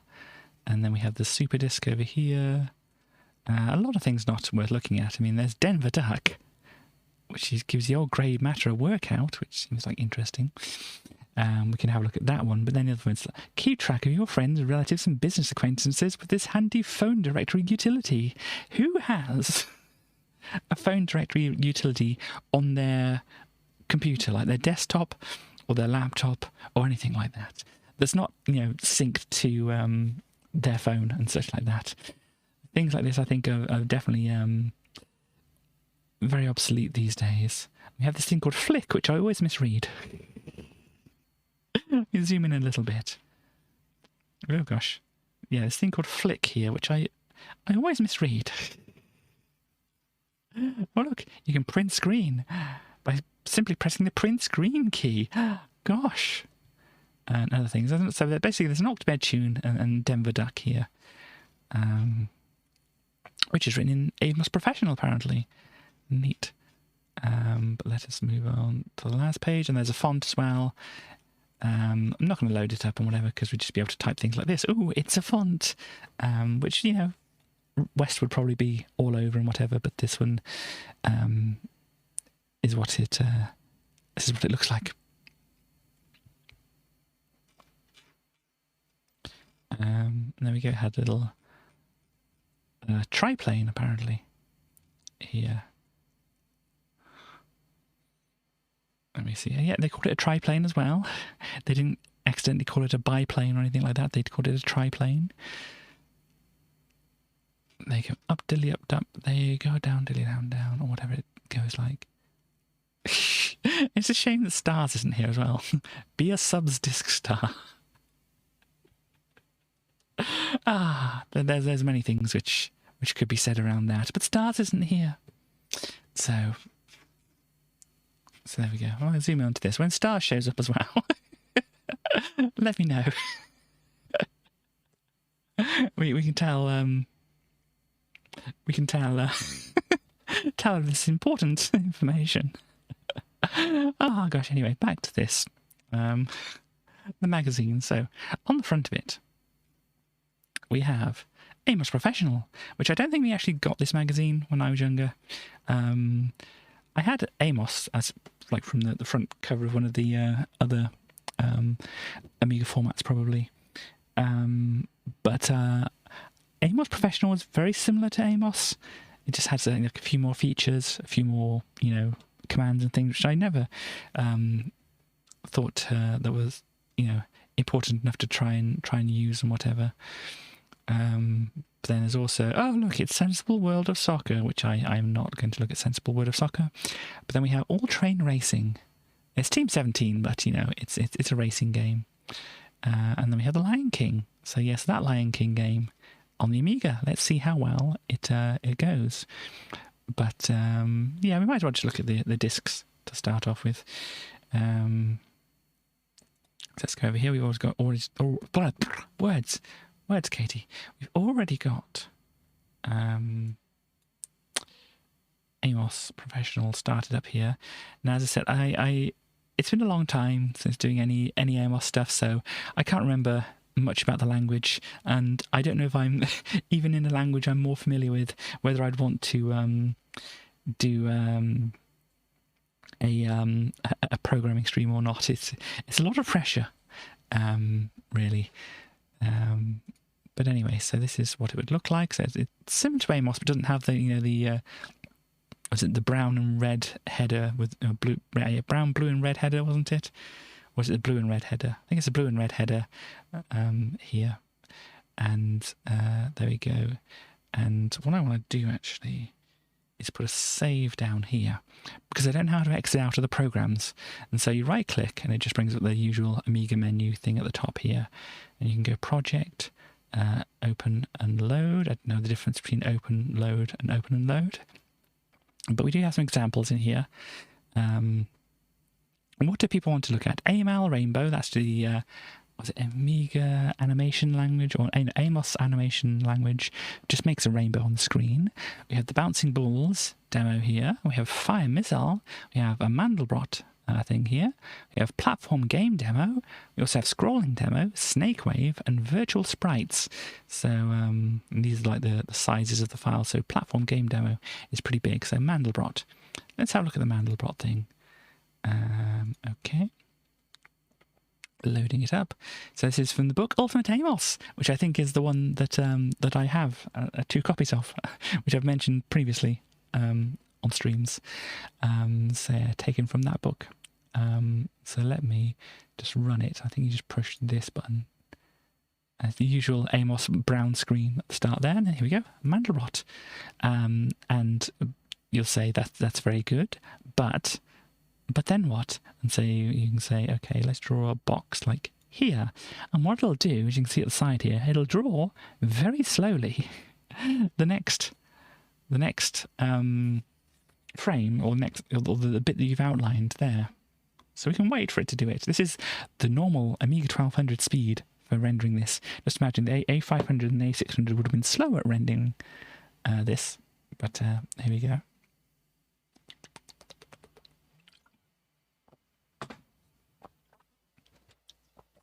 We can try and speed it up. But if I push the speed up button, it doesn't go a lot faster.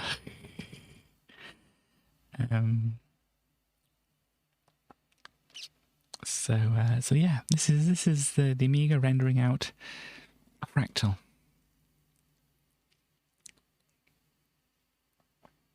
I mean, it's, you know, decent enough for the time, but obviously rather slow. But yeah, you get a rather pixelated looking version of a fractal here with very obvious delineations of the bands. Because what is it? If it's here, you use the complex number that is here, and then you do like the z squared plus c over and over again, something like that. And then if that goes on and on and on out, and the numbers just keep getting bigger, then it's like this. This notes the inside part, isn't it? If it goes to infinity, I think. And then how many the other colours are based on how long it takes for it to get outside a particular boundary, I think. So I think then these ones in the middle don't get outside that particular boundary. Is that right? I can't remember. Something like that, but that's where the colours come from. But obviously it's very... you have no clue. That's okay. Obviously, I've had a look at this kind of stuff before, being interested in mathematics and computer programming and stuff like that. But yeah, basically, it's the length of time I think or the length of time it takes to escape a particular thing. So basically, if you got something like 2, if you say 2 squared, and then that's 4, and 4 squared is like 16. The 16 squared is that 256, or is that something else? I don't know. But anyway, you keep like squaring and squaring and squaring and squaring and squaring, whatever, and you get like bigger and bigger numbers. So those go off to infinity. And I think that's what the middle part of this indicates here. Or it's the outside. I don't know. I can't remember. But anyway, and then you have other things like, say, 0.5. If you square that, you know, half times a half is a quarter, and then a quarter times a quarter is an eighth, and then you get a 16th, and so on and down that way. And as you square things, they get smaller and smaller. And so they stay within a particular region, so they don't go outside, you know, above 1, say. And, you know, pretty much anything below 1 doesn't go above 1 when you square it multiple times, and anything above 1 just goes off to infinity that way, and stuff like that. And yeah, and it's basically how fast it does it is obviously this is more based on complex numbers, so you know you got the whole square root of -1 thing thrown into here, so it makes it more complex like this. But yeah, so that's the basic kind of thing. And however fast it goes off to infinity is how they colour it, and there. But obviously, since we're probably using whole numbers here to do the mathematics, it's very obviously delineated here. We need some more decimals to be involved to smooth these bits out and stuff like that. But yeah, this is. That was the turbo mode for the emulator. It's taking a long time to churn through this. We won't sit and watch this whole thing, but you get the idea of what it's like. That's how you do Mandelbrot's in Amos. That's not only... Because Amos is a basic language, which means you don't compile a code to run it in machine code. It's an interpreter. That may mean very little to you. But basically, it's faster to compile a code rather than run an interpreter, which is what Amos is here. And so yeah, you've got a very slow computer running a slow language, doing a decent job, but you know, not very quickly. So pop back into the examples here. I want to have a look at this platform game demo here, because that promises to be interesting. Oh, look, it's from Ultimate Amos again. Define Mario Bob's data structure. So the Bob is the blitter objects, which is, you know, just basically like sprites on the screen. they're not sprites, because sprites are something else in on the Amiga. Bobs and sprites are different things. You don't really need to know this, but yeah. So let's have a look and see what the platform game is that you can write. So here's our oh gosh, Mario sprite. And yeah, you can't change the direction in the air. Yeah, and you just fall straight down, and you jump in arcs. This is not the way it works in Mario. It's the way it works in like Castlevania to some degree, or at least the first Castlevania. Gosh, but yeah, this is just, it's Mario-esque, yeah, but it's definitely not Mario so much, but it just gives you the basic idea of how to program things. And I obviously looked at it in the book when I had it. Well, I still have the book, but when I first, was like really interested in programming things in Amos and stuff like this, I use this. Sorry if that dinging is loud. It's probably pretty loud, but there we go. So if you go back to here, we open and load again, and we find in our examples folder, I want to look at the rainbow, because obviously we've got to look at a rainbow. Oh look, it's from Ultimate Amos again. Yep, this is the rainbow, and yes, this direct thing is like a thing to debug things here. Yeah, basically what this is, I think this is the copper chip going wild and showing you what it can do here. And this is how much chip RAM is being used, this is how much fast RAM is being used, and a bunch of things. So you can look at some interesting and useful things here. But yeah, as you can see here, it's kind of changing the colours of things. This is the way it's making this scrolling. It's basically got static bands, but the hardware is doing some magic and changing the static colours into different colours and stuff, which is like a thing that Amiga could do. At least I think that's how it works here. It looks a lot more smooth than other demonstrations of such things that I've seen. Okay, no, I don't want to do that. Go back to the thing. But yeah, we have Fancy Rainbow. Let's see what else they have as a demo here. So, Bouncing Balls, Fire Missile, Mandelbrot, platform games, scrolling demos, Snake Wave, and Virtual Sprites. So yeah, let's have a look at this Snake Wave one. And then that'll probably be it unless any other ones catch anybody else's eye.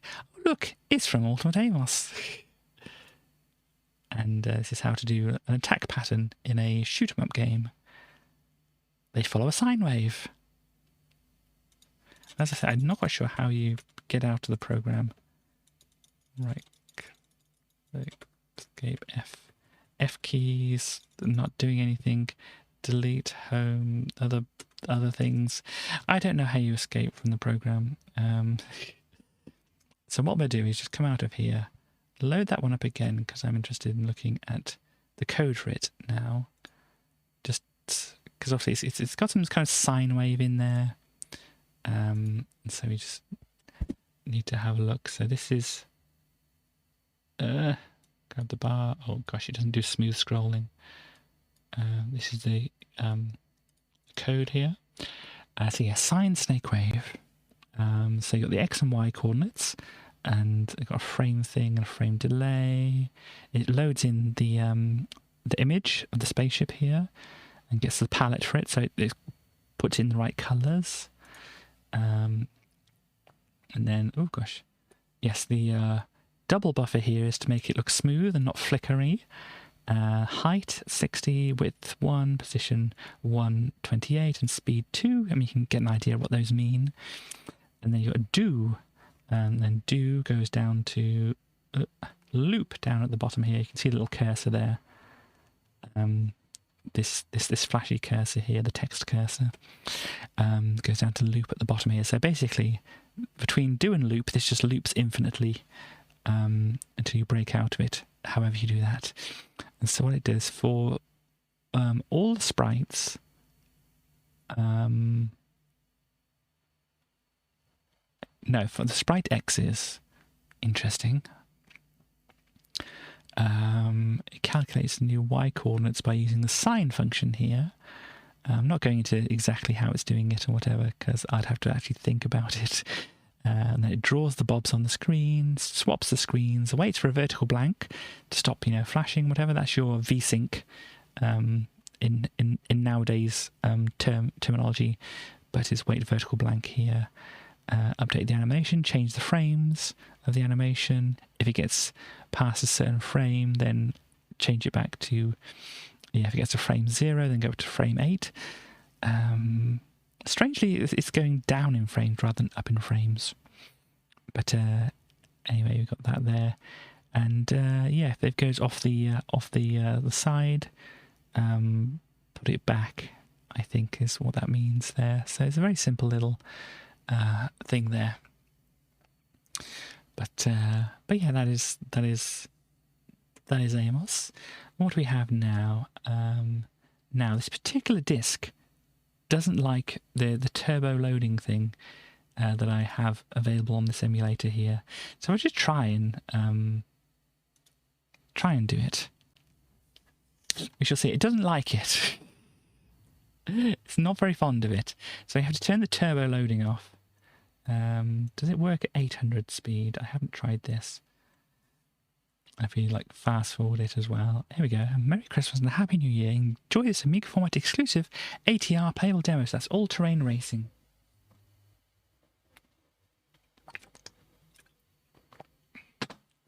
So, one player. Yep. Whoop. Oh, we can go to sports, fast road circuits, canyon, rocky terrain in black, and an alpine, lightly wooded. Let's go for the rocky terrain. Unavailable in depth. Why do you let me select them if they're unavailable? Gosh. Is this what's available in the full game? Just 2 other tracks. Okay, fine. It's unavailable in demo. So you get the buggy here, which is very twitchy. I'm not running it at super speed because you can hear the sound. It's just very twitchy. And we can do stuff with the engine and stuff like that. But let's just start the game.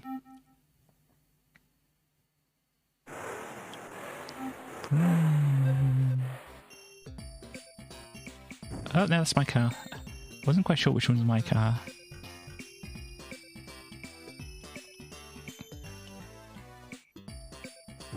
Ooh, got a power up kind of thing, I think. Ooh. So it's a bit micro machine-y.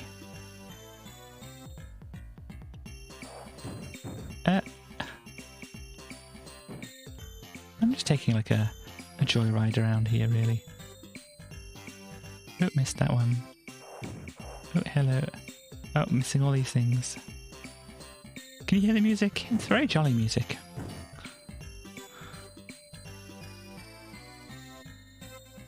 There's a Santa and a reindeer up on the top there. Oh, I'm running out of time, am I? Or something. Festive, very.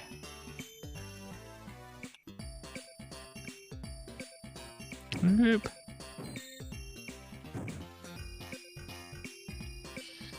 So yeah, I think I should have it can just have a bubbly feel, doesn't it?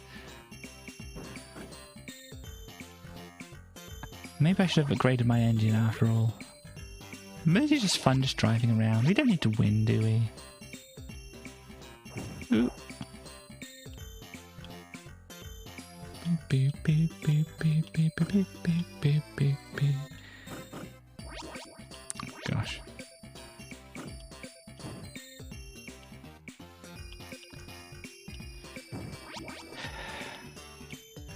It does have a dizzy kind of feel as well to it, doesn't it? The music.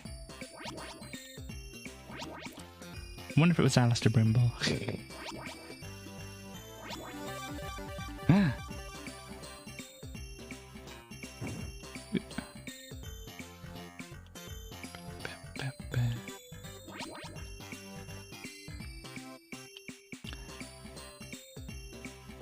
So I'm not quite sure if this is going to be one of the songs that Chaos adds to her list of Amiga game music. Oh, speed up. Ta-da! 5th place, yay! So yeah, that's basically what that is. It's just a little racer thing. So let me just check my notes to make sure I'm loading up the right thing here. Yep, okay. Yeah, they're pretty cute. Where's this? Where's that? Okay, so I'm going to load at the next thing here. 67, disk 3. Here we go. Reset. Now. It's a red screen. So just, oh, there we go. There we go. Are you supposed to be able to collect these, or is this like a continue point? I think that's a continue point, isn't it? Okay, that didn't work. So yeah, it's basically the Lion King game that you know of, but on the Amiga this time. And the graphics seem to have a bit of a problem, especially the backgrounds. Look there. Yeah, here's a good view of the backgrounds. That's, yeah, Simba's got the right look to his face.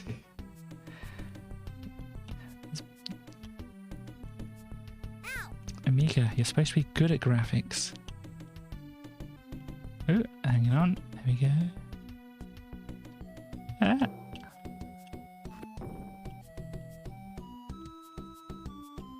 Yep, up you climb. What is this? It's a thing. Ah, they exploded. Oh no. Ow, I know. That's the continue point, I think. Boop. So yes, jump is on up. Which is slightly awkward to play on a D-pad. Yeah, it's pretty smooth. I mean, I think they managed to translate that over well.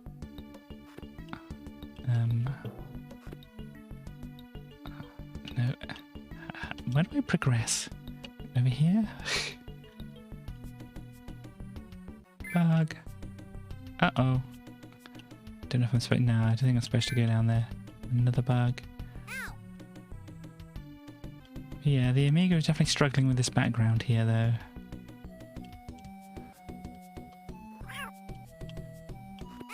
Ow.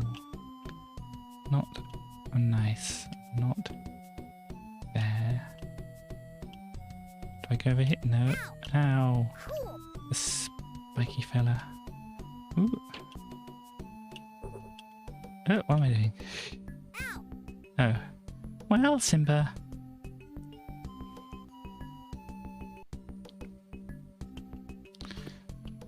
Don't other versions have, like, sampled speech?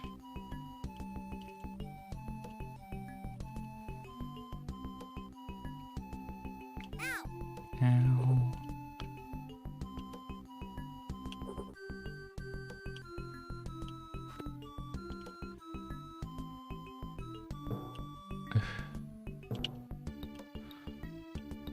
Oh, this is a start.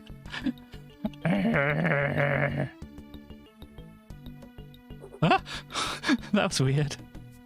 I'm not sure if that's supposed to happen. If you duck and then push forward and the raw key, you just kind of like magically teleport along the floor for a bit. Ah dear. Oh, I should not be here, I think. I needed to be up. I can't go back. Annoying. This is game design, everybody. Ow. Boink.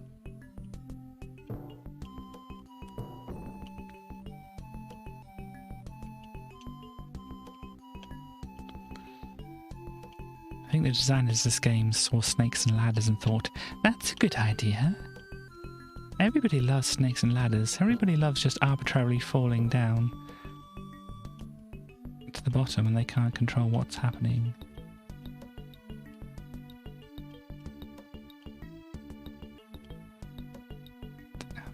Wow.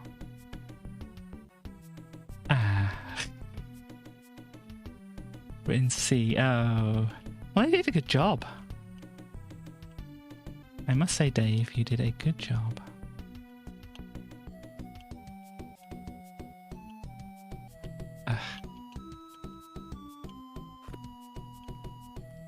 Thank you. I think I need to come over here. I don't know. Maybe I don't. Cool. Is this it? There's just a pit here. I don't need to come down here.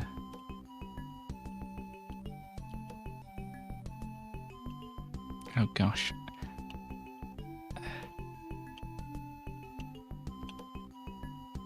And given the circumstances, I think Dave did a very good job here.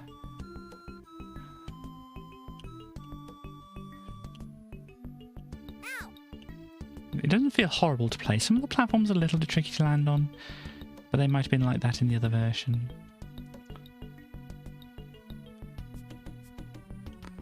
I'm not sure where I'm supposed to be going. I mean, you probably realise that.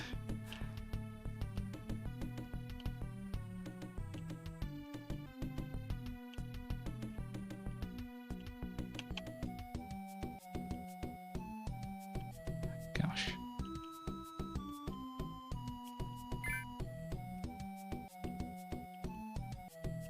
Here.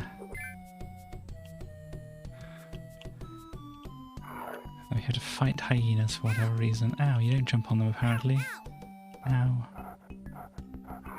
Ow. I jump on them now? Yep. Ah, gosh.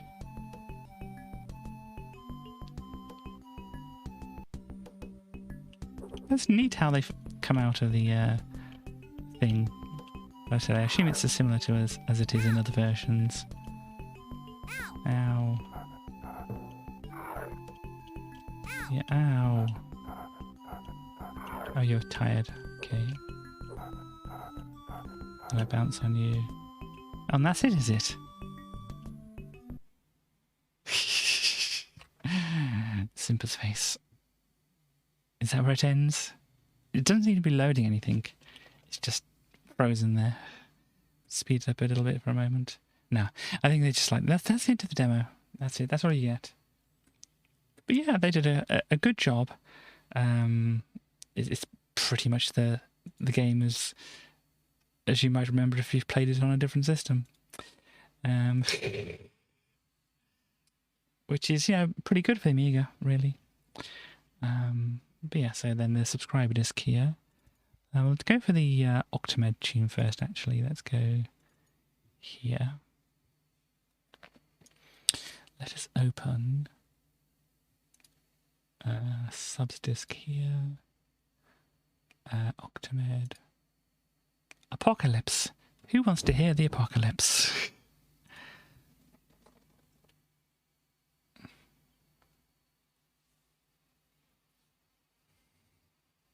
Okay, so I have to push play.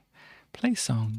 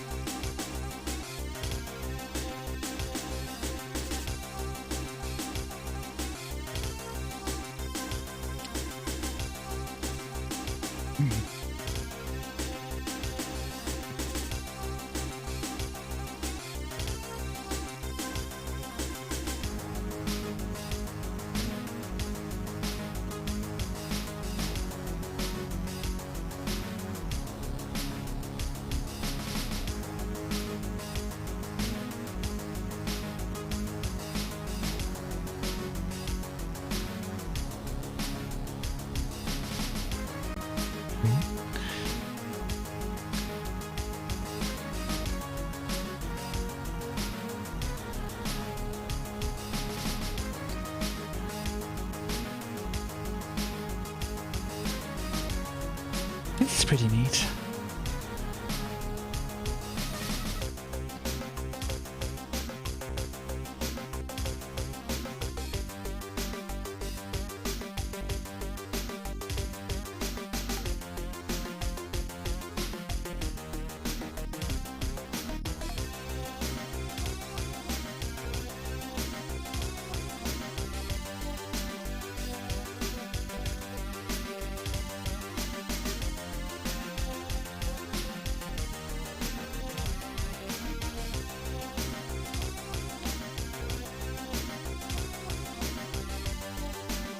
Ooh. Yeah.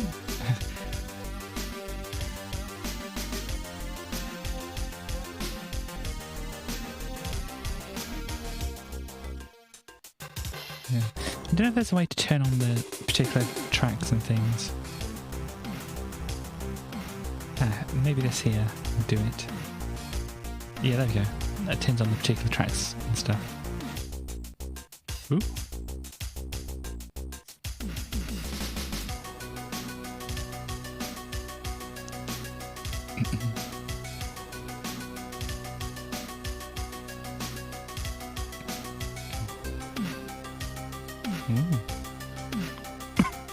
Throwing a tom in there now.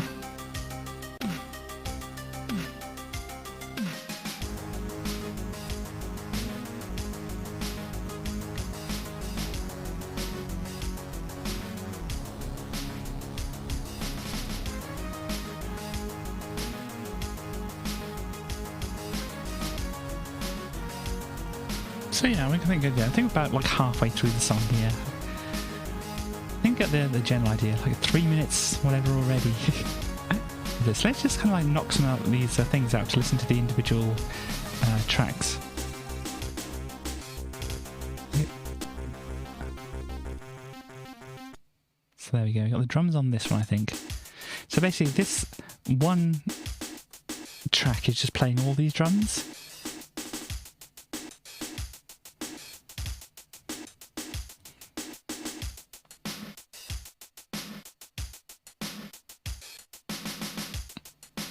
And then you have the other tracks.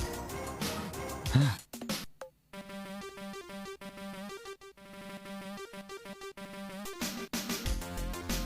we go, let's go for the bass line.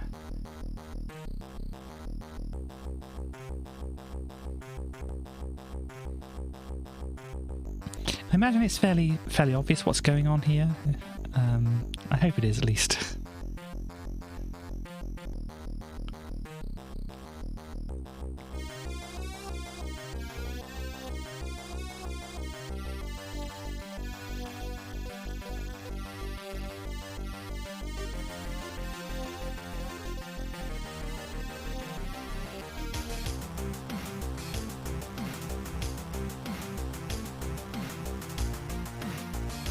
There we go, that's the song. So now we have one more thing to look at. We possibly can quit. Yeah, quit. Sally is on the way back. Cool. We can show her things when she does get back. But that is that. And we have Denver Duck. Denver Duck. We can look at the dock, but let's just look at the duck. Ooh. Some more rave tunes.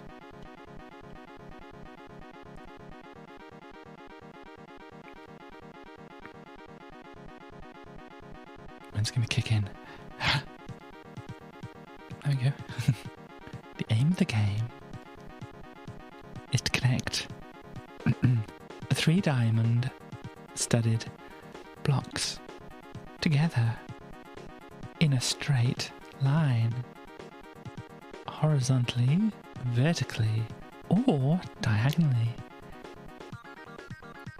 This can be accomplished by moving certain blocks around on the screen. I've played this a little bit so I have an idea of how to do this. So you have this little duck, unsurprisingly, You can push these blocks around. I've played some things similar to this before, I think. Yeah, so now they're on the outside, they won't bother us. So yeah, just push these around.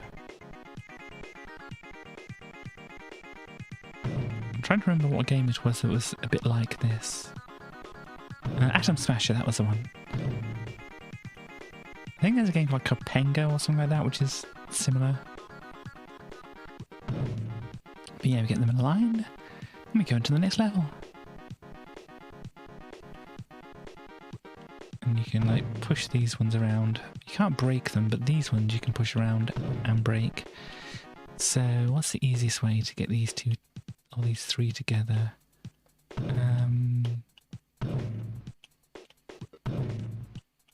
Can we easily get them all to the bottom?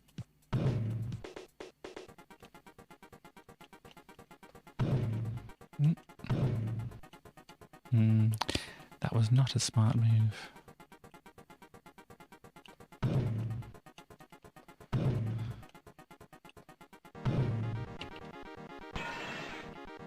do want to push that down, but I need to be able to get things through afterwards.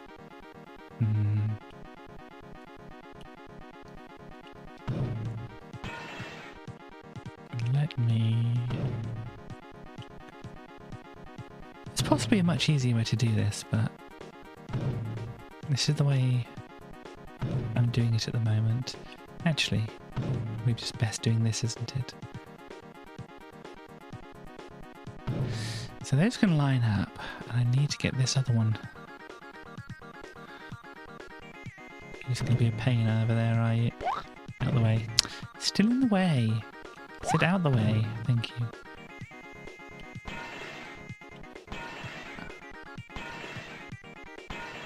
So I need to get that downwards now. And...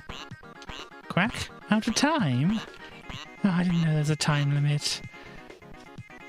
This makes this game a lot less fun. Maybe the way to do it then. It's not faff around with a bunch of things. This is the wrong way to do it. Like that. And just push this one up to those ones. I've broken this. Maybe I haven't quite broken it, but it's going to make it a lot harder.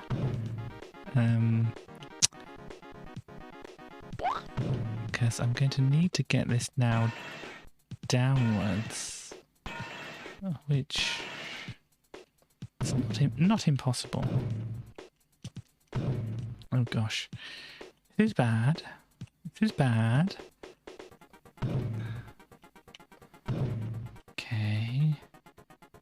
I should have arranged things a little bit better over there. Can I? Oh gosh, no, don't follow me. Stop it. Stop it, you. Stop it now. Why did you have to go up there? Incredibly rude of you. I'm being a bit daring here.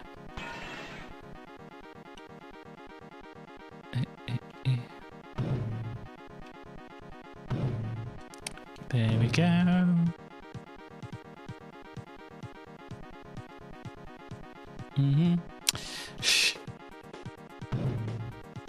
Unsurprisingly, there's more of this. What is the easiest way to go about this? I mean, certainly we can get things to the outside.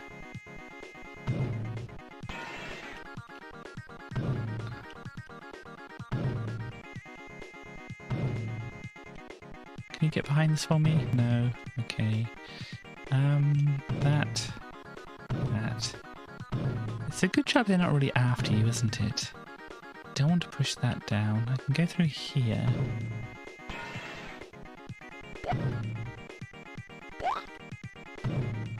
And this can go up now.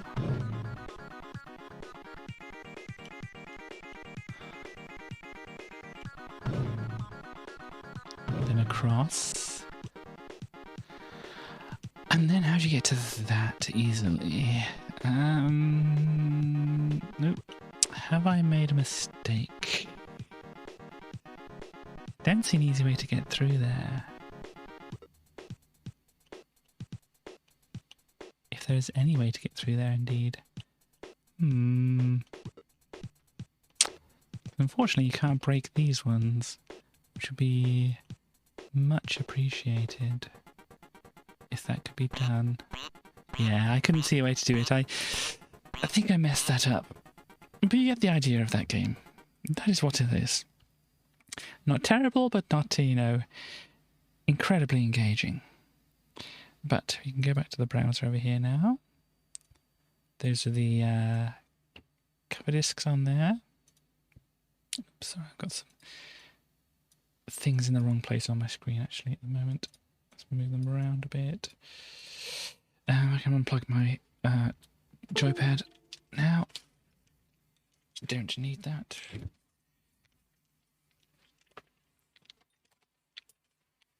Right. So we have 2 hours to go through 200 and something pages. We can do that. 100 pages per hour. What's that? 50 per minute. 50 per half an hour, sorry. 50 per minute.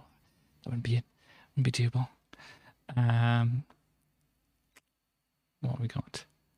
Every 6 minutes we'd have like 10, is that right? Am I getting that wrong? Maths, everybody. I'm not very good at mental arithmetic, so... the world's most Christmassy Amiga Mag. Did you miss the gaming bit? You did miss the gaming bit, yes. We had some Lion King. Hello, Starly, by the way. We had the Amos thing, which we had a look at some of those things. We had a little racing game thing, which I was just doing a leisurely drive at. And we had the Amiga version of the Lion King, which is basically like the Mega Drive version. I'm sorry, but you were out examining bikes or something with the stars. And there was this there. But obviously there's the VOD you can look at if you want to have a look over what there is there.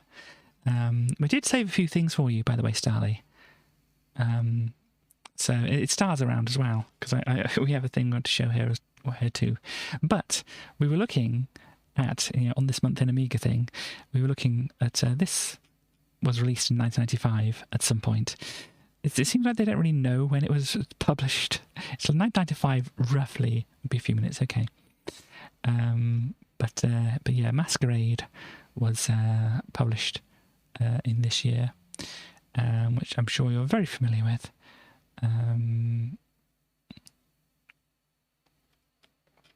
So there we go, that was released in this year. We have this, which is like an archaeology-based thing, which I thought you would like. It's Potbelly Hill in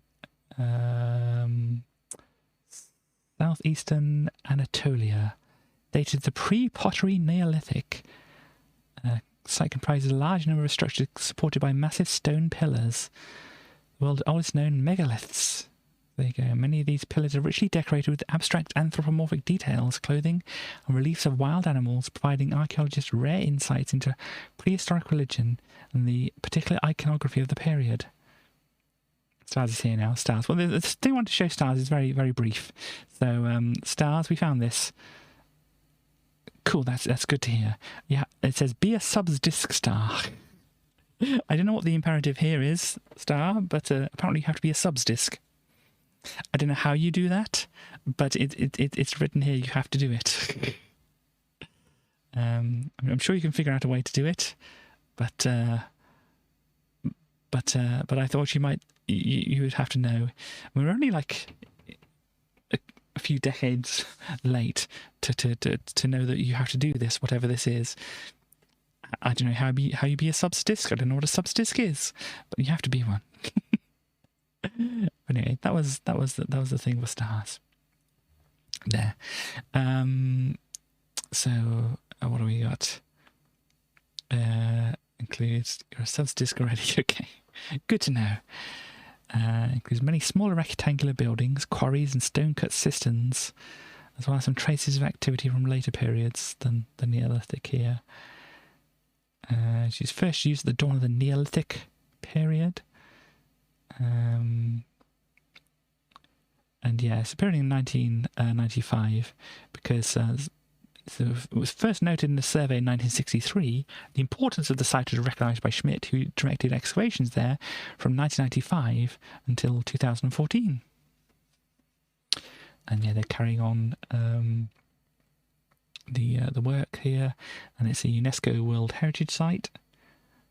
And they recognised its outstanding universal value as one of the first manifestations of human-made monumental architecture. As of 2021, less than 5% of the site has been excavated.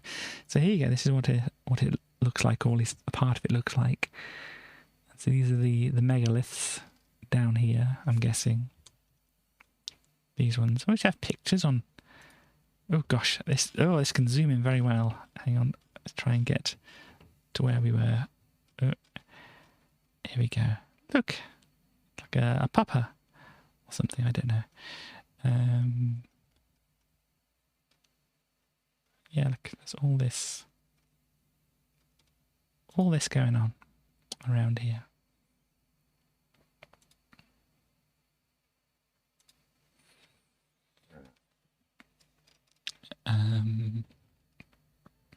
Yes, there's some stuff. Known PPN sites. If you want me to focus on anything in particular here, Starly, obviously let me know. But if you just want a general idea of what the site is like, we've got various enclosures here apparently. Some stones being held up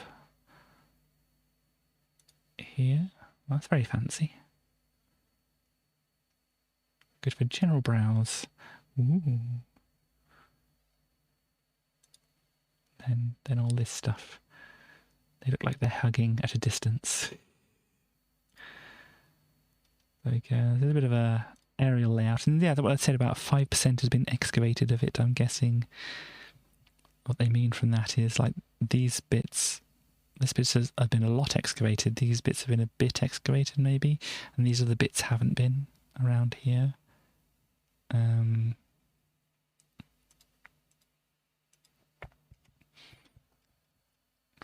There's various layers apparently.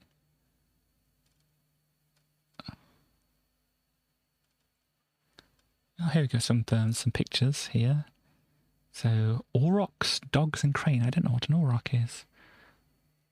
It looks like it's a kind of like ox kind of thing here. Fox. Oh, this is a fox, is it? Neat. Then we have ducks. I like these ducks. These are cute ducks. Oh, this was a good one. A predator, possibly a felid. So maybe some kind of cat, I think that means.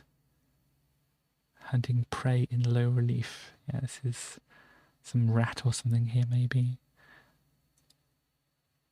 Stones, something else on here. A fox on there as well, apparently. Ooh. A vulture. They're playing basketball. No, these are pretty neat stones. Some animated ones here. Possibly a reptile here. Reptile or dog. Looks kind of doggish. Oh, possibly a reptile, felid, or wolverine. There you go. Aurochs are smaller, similar to cows. Okay. Ah! Cutie! A very cute little boar. And boar statuette without legs. Neat. That's a face, isn't it? Ah, dear. Totem. Other bits and pieces. Somebody having a talk about things. Here we go. So where are we getting through? Protective roof. Yeah, so it's a pretty neat little place. Understating it quite a lot. So there we go with that. We also had Fjærland, which is interesting. I probably pronounced that very much wrong, but it's in Norway, and it sparked my interest for you, Starly, because apparently it is the Norwegian book town with bookshops situated in old cowsheds and pig pens. There are also bookshops on the Ferry Quay and in the Hotel Mundal. I think that says Mundal. Hotel Mundal is an old wooden building, all the books indeed, in 19th century style, still in business as a hotel. So yes, basically it's a book town, and they have things sitting around with books in, apparently. I think you'd very much like this place. Let's show you a map of Norway. Hang on, click. So it's around here in Norway, apparently. So, we've got some temperatures. It gets to a high, the record high was 33 degrees here. Average low, not terrible here. It's not going to be too bad of a place to live, it looks like.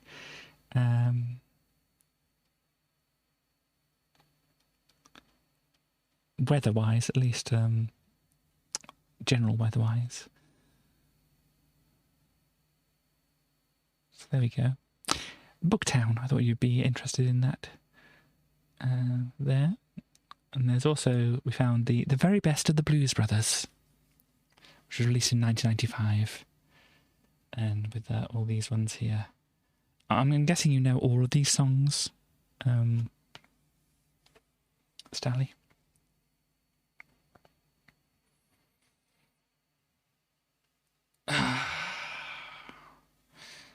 Probably, yeah. I mean, you definitely know this first one.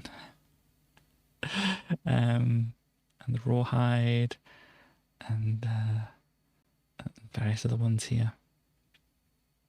Like Minnie the Mooch, ones in the thing. Drink water. Gosh, I suppose I should, shouldn't I? Thank you, West.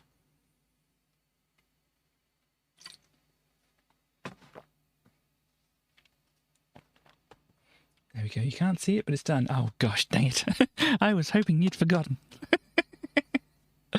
I'll stand up. Well, it's been 2 hours, hasn't it? I probably should. Hang on. Everybody else, please have a good little stretch yourself. Make sure you're not sitting weirdly or anything like that. Just go to stand up. We'll be back in a second. Oof.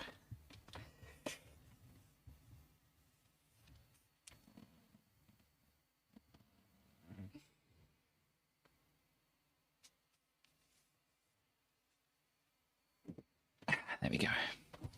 It also gives Starly a chance to look at the list and probably sing some of them. I imagine there's probably been some singing.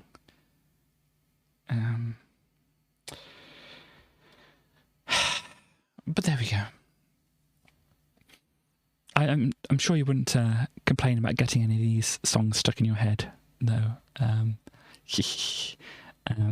Starly. So there we go. That's my service to you for today. So yeah, there we go. That is what we have here. And so yeah, so World War Christmassy Amiga Mag, even though it's like the January issue, it was probably released roughly around Christmas time. Here.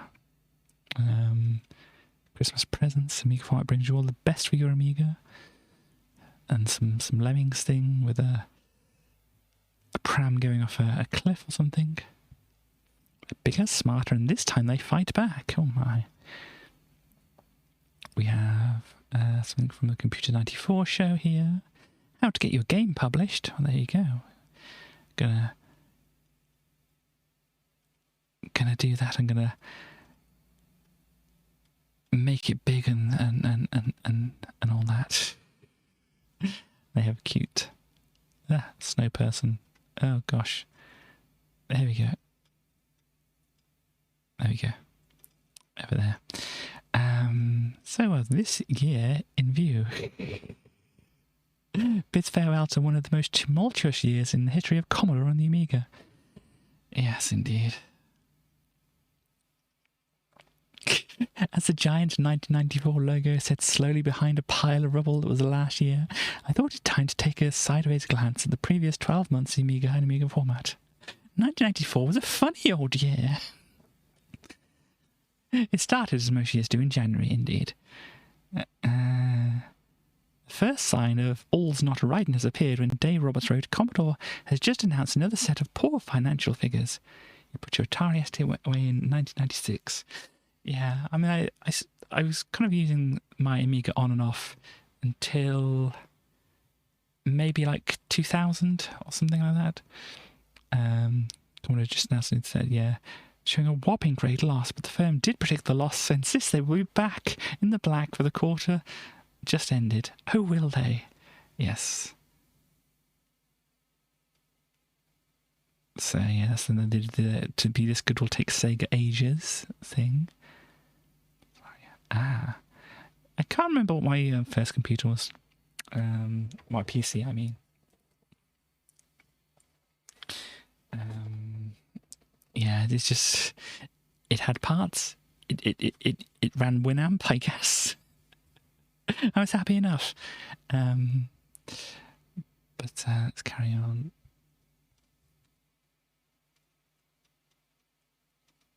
Looking through. It's September and surprise, surprise, the Commodore debacle is still dragging on. There we go. Dave Pleasant's made a guest appearance.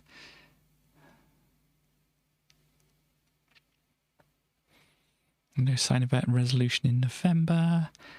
And December hasn't happened for me yet, so it's a little difficult to comment on it. So yeah, they're obviously writing this well in advance. Special Reserve looking a little like it did before. Well, I'm glad you could remember these things. As I said, I have really no knowledge of what computers I had. I'm just trying to think of anything which would like give me any kind of idea. But you know, basically all I cared about at that point was like, it works, it runs the things I want to run. So there we go. So yeah, we've had a look at all this stuff here. The Amos experience. Look, you've got the sound editor thing and all that. Sensible World of Soccer. It's a football game. So we didn't look at it. All Terrain Racing had some pretty neat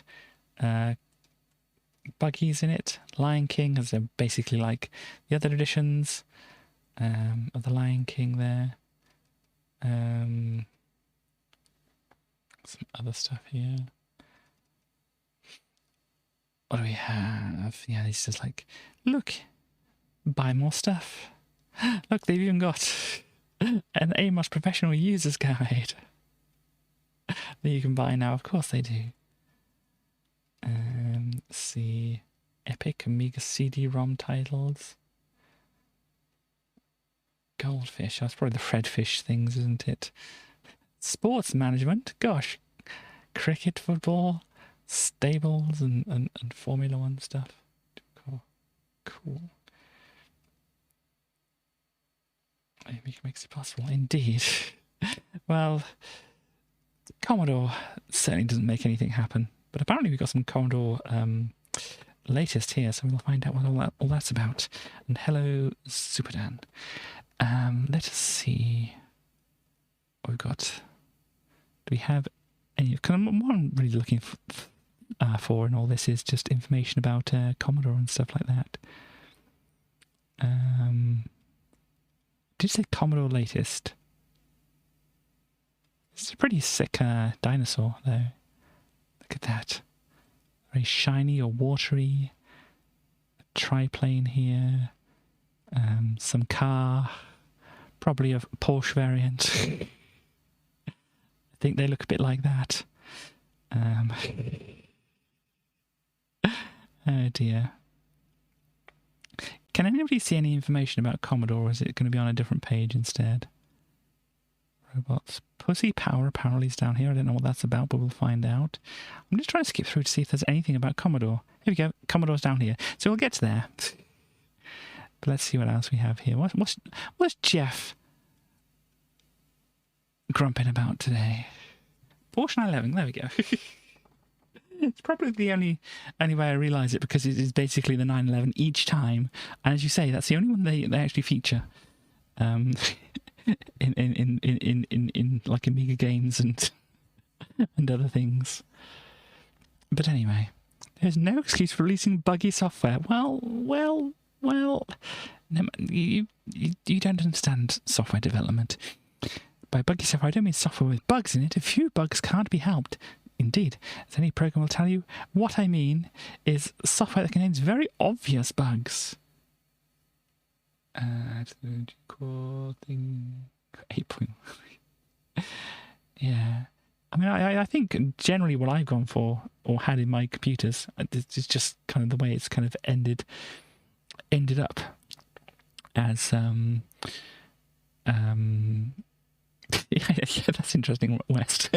No, I was saying something, I forgot what it was. Oh yeah, I mainly had like Intel and Nvidia stuff, from what I remember. But obviously Nvidia wouldn't have been like really a thing in my first computer, so I don't know. I mean, what I did have in one of my computers was this like sound card with the breakout thing, which came into the front of the computer, so you could like plug in sound cables into the front, which was quite useful, since obviously the insides of computers aren't necessarily shielded well for good quality audio. Yes, bugs are fun little treats for speedrunners. So having the sound card inside a very noisy, in terms of electromagnetic interference, a very noisy box isn't necessarily the good thing. So having this kind of like breakout thing kind of helped it to not have quite as much noise. But nowadays you just have a USB thing you plug in, and it doesn't really have to sit anywhere near the computer at all. So there we go. Very obviously bugs that cause the computer to crash and make the software extremely difficult to use. Bugs that the developers are aware of, but they have not been able to fix. Then this unfinished software contains bugs not because the developers can't fix them, because they haven't actually finished it.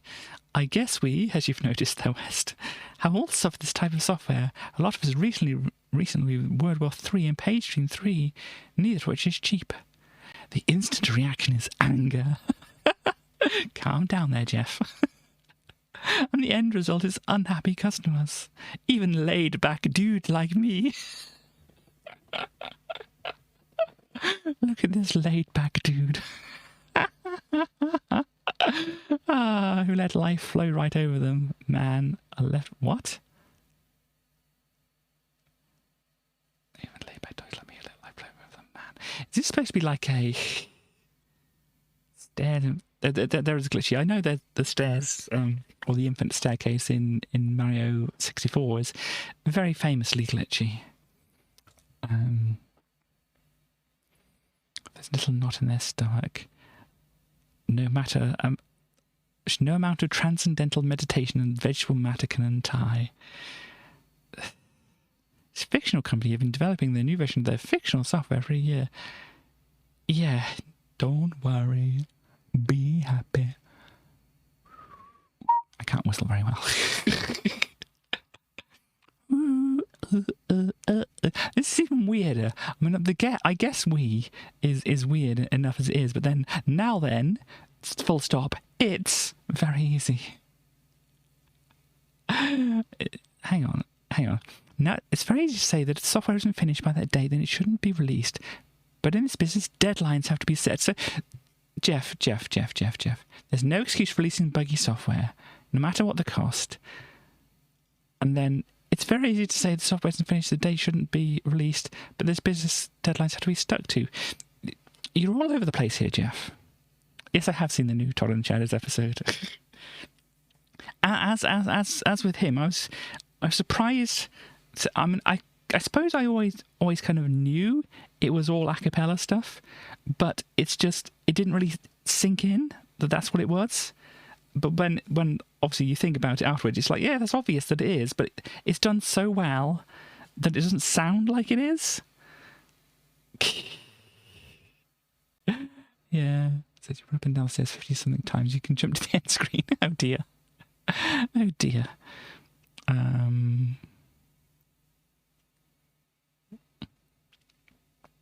So when buggy software is released, it usually means they didn't stop developing early enough. I mean, that's understandable in some ways there. Is there anything we consumers can do about it? Well, yes, there probably is.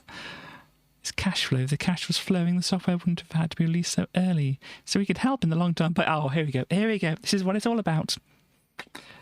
Of course, it has to come back to this, doesn't it? So we could all help in the long term by buying software rather than waiting or taking an illegal... So waiting is as bad as piracy now, is it? Oh, gosh. Always assuming, of course, that our cash is not going to be used to finance that fleet of Porsches in the cup. Jeff, you never fail to... whatever this emotion is. Robots ad banned from kids' TV. Time Warner's tough talking ad with Rise of the Robots has incurred the wrath of the TV watchdogs. So why? It took exception to the scene in the ad in which an imposing military droid from the robot combat beat-em-up taunts the audience with the line, "Are you religious?" I'm getting to that. Stars. Mary Whitehouse-like figure complaining about computer games. A 3D rendered droid. It can be such headlines as "You can't dance with broken legs."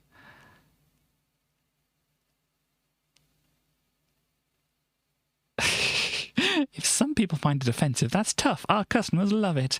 Great defence there. I was wondering why they're mentioning Vileda over here, but it's like cleaning cloths. Yes, I don't know a lot about her. I mainly know her name from the Mary Whitehouse Experience, which was a TV show, comedy show, I think featuring Paul Whitehouse, which obviously from the name, I don't think they're related as far as I know, but yeah, there was that. But yeah, Vileda here is. But yeah, I think she was like campaigning against, violence or whatever in videos or video nasty stuffs or whatever, that kind of thing. I don't know exactly all the details, but she was somebody campaigning against certain things, which I don't really know. I'm just waffling. So got Vileda. You might know they make mops. Also doing some screen cleaners right here. Paper Lemmings. It's a book. Some solutions of how to solve lemmings. Yeah, so instead of like looking up a YouTube video how to beat a level, got to get the book here. But yes, Pussy Pal. What is this? Pussies Galore. Amusing title. It's a platform game. It belongs to Team 17. Really. Heavy metal music, cats, 4 worlds, missions galore, and plethora of kittens. It's Amiga A12 and CD32. It's probably why I've never heard about it, but this is intriguing. Let us see. Let's find this Lemon Amiga, because this is where you can find some good information about these kind of things. Let's see. Pussy Quest. This is not what I'm looking for. What are we looking for here? Pussies Galore. Let's have a look for that instead. Pussies. Apparently, this Amiga site does not know about it, which is interesting. Either means it wasn't released or was given a different name. Interesting. Let us back out of this here.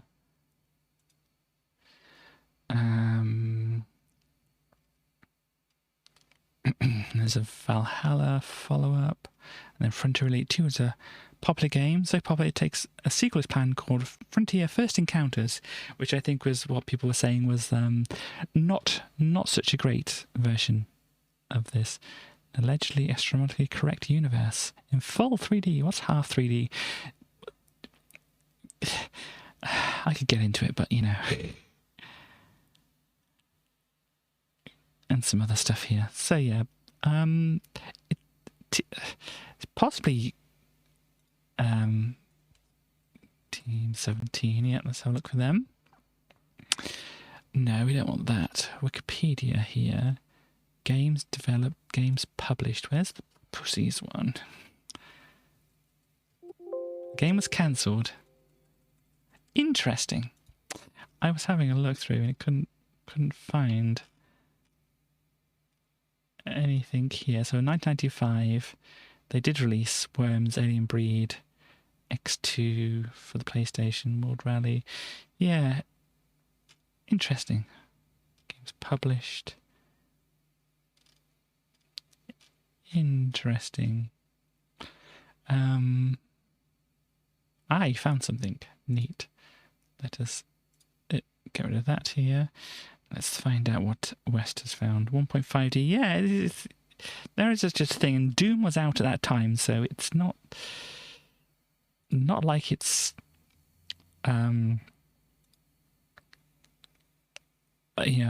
what kind of concept is this? Things which look 3D but aren't. Pussies galore. Okay. Hall of Light.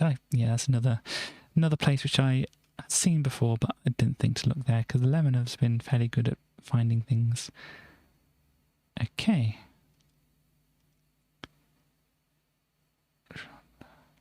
Oh, look!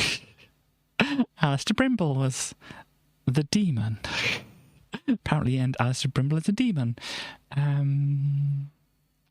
Cheat code. Got any information about this, though? Yeah. Like pre-release previews, all these previews. I mean, we've got an Amiga Format issue 70. So we're on 67 at the moment. In issue 70, we'll get a preview version, or a preview of it. But that was April 95. Yeah, April. That's the latest that any of these show any information about it. So yeah, we'll find out about it maybe a little bit more in the future. But yeah, I'm half curious about why Alistair Brimble, the demon. The handle the demon was used when Alistair did PD demo scene music. Oh, there we go. So here we have can we Alistair. The demon looks very demonic. There,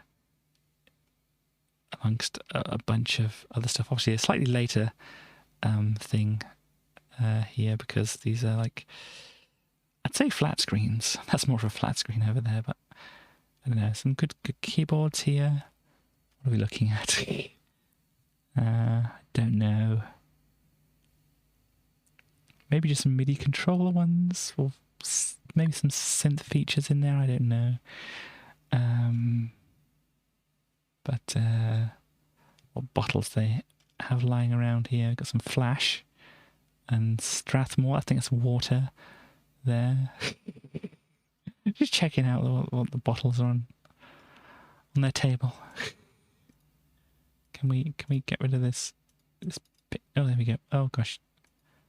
Shoe, yes. Just a random shoe in the background as well. But there we go. So that was whatever that is. Just unfortunately was not released. An Iowa CD-ROM, leading hi-fi manufacturer Iowa, has taken the first tentative steps into the computer scene with a SCSI CD-ROM drive. I have heard of Iowa before.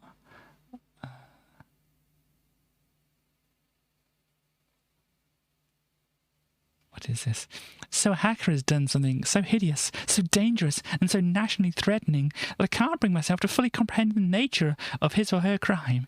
Yet a hacker is given the independent and front-page lead news story by nicking passwords from walls where they had been top-secretly pinned. Steve called, and it's not even social engineering, is it? This is just not being sensible at all. Hackers with Amigas and 2400 modems had nothing to do with the BT hack. Neither was the hack due to incompetence. Well, if they were stuck to the wall, it really seemed like it was incompetence, but let's carry on. Laziness, a sense of technology at BT that was buried everywhere else from the Model TK off the production line. No, the whole thing was an open information endeavour on the part of BT. What are we talking about here?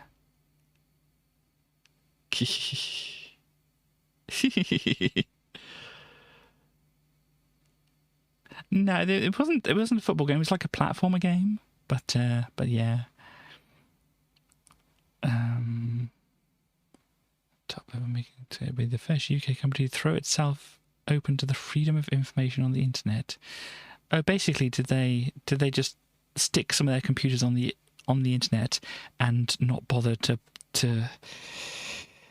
put important password files in a place that wasn't on the open side of their server? Apparently we have John Major here, yes. While you can email President Clinton, you can't even phone John Major. Oh dear. Passwords, these should be clearly written and available at all times, especially to temporary staff who may not know the names of senior management's children's dogs' favorite. Passwords should not contain numbers as these can be confusing. I don't think there's real guidelines here.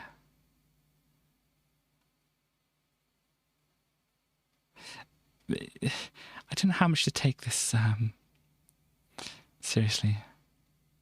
Unauthorized personnel, unless otherwise unauthorized by the Unauthorized Personnel Authorization Officer, that all personnel are authorized. Yeah, I think this is just a load of, yeah, it's a little bit of humour, indeed. What else do we have?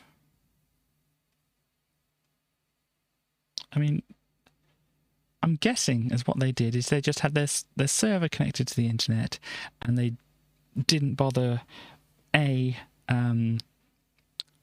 protecting the password files with some kind of encryption or whatever, and B, they put their password files on their open server. Cyber Security Council. I'm not familiar with their work. Here we go. The interface was the subject of a competition in the form of an advertisement in which appeared in a recent edition of Amiga Format. The clues were, the squirrel can suss it. And no idea. Really, is that what they were going for? I did not pick that up. The squirrel can suss it is SCSI, apparently. And no idea was no IDE. I'm guessing that's just going for initials. Squirrels can suss it. We did see that previously. 3 random words. Cool. I am not going to discuss anything about passwords, especially ones that I have on stream.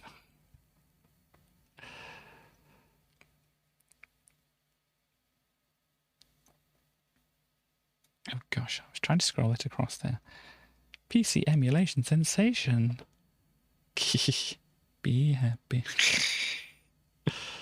Yep, you can buy extra stuff, extra hardware to have your Amiga try to be a PC. But anyway, we need to find out a bit more about Commodore, and so it goes on. At the time of writing, Commodore International Limited has now been in a state of receivership for exactly 7 months.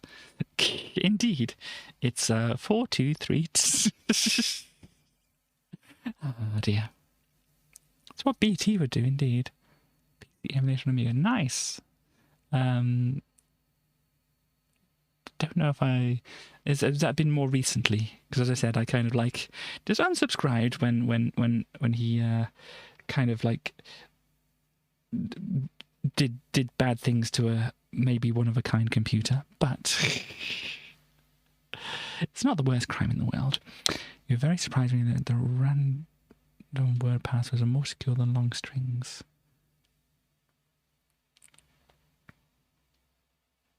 Interesting. Huge expansion card with a few more chips in it. Yeah, that's kind of what it's kind of indicating. It like had a 8086 or whatever in there. I think that's what it's saying. Memory. Yeah, memory as well. That would make sense. Takeover allowed boiled down to a 2-horse race between Commodore UK management and Creative Equipment International, the major distributor of Commodore products in the US. Since the announcement of the MBO, David Pleasance and co have continued to claim to be in a pole position. However, claims by CEI have suggested it might not be as clear-cut as that. Oh dear. They were so optimistic of winning the battle for the Amiga, their production partner was already tooling up to begin production. Okay. It seems like a bad thing on both of their sides.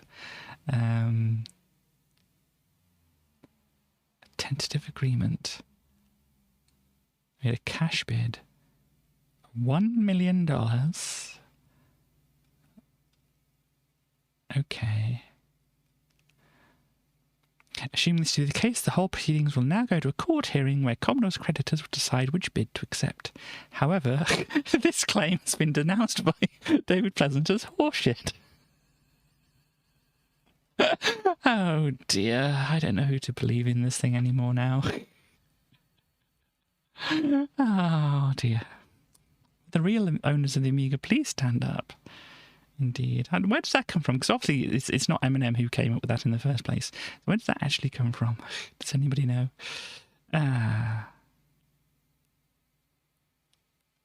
Anyway, West has shared a comic here. Let me just copy that and we can have a look and see what this comic is. Password string. Oh, gosh. Uncommon, non-gibberish base word, order unknown, caps, common situations. You got a few more bits to account for the fact there's only one of the common formats. 28 bits of entropy. 3 days at, guesses, plausible attack. Difficulty to guess, easy. Was it trombone, troubadour? One of the D's was a 0 and there's a symbol. 4 random words, 44 bits of entropy.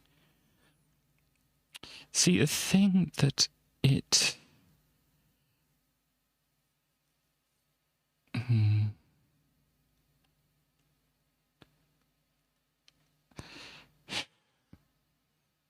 The thing is, though, that announcing this password strategy kind of defeats some of its strength. Because even though you have a lot of characters here, they're still words.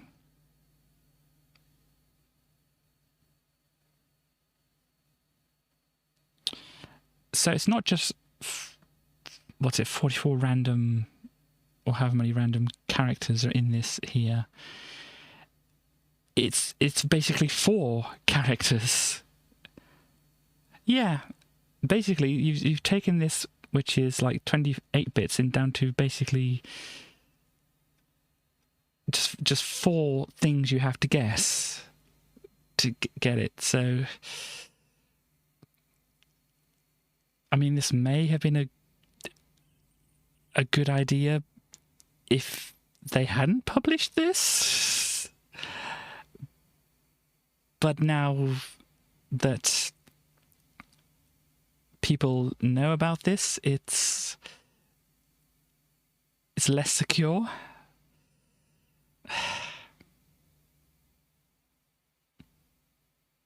Yeah, but then if you program a thing to say, just have these random, pick a word from a pick 4 words from a dictionary, it's, especially ones that people are actually going to use, it's, maybe there's more to it in the fact that, there's a lot of words in the dictionary, and there's only so many letters and numbers.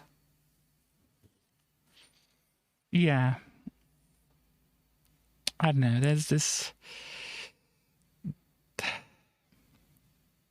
Yeah, I don't know enough about these kind of things to say specifically, but it seems like you're just reducing it to basically 4 things to guess, rather. Yeah, I don't know. As I said, I'm not an expert in these things, but it seems like, especially announcing it makes it less secure. But that is my own just opinion. It's the game that everyone wants to play, and only the way you can play it if you buy a full-spec PC system or a Jaguar. Correct, was battery. Yeah, but those are obvious substitutions as well. So, yeah. Bet me Jaguar Doom. Indeed.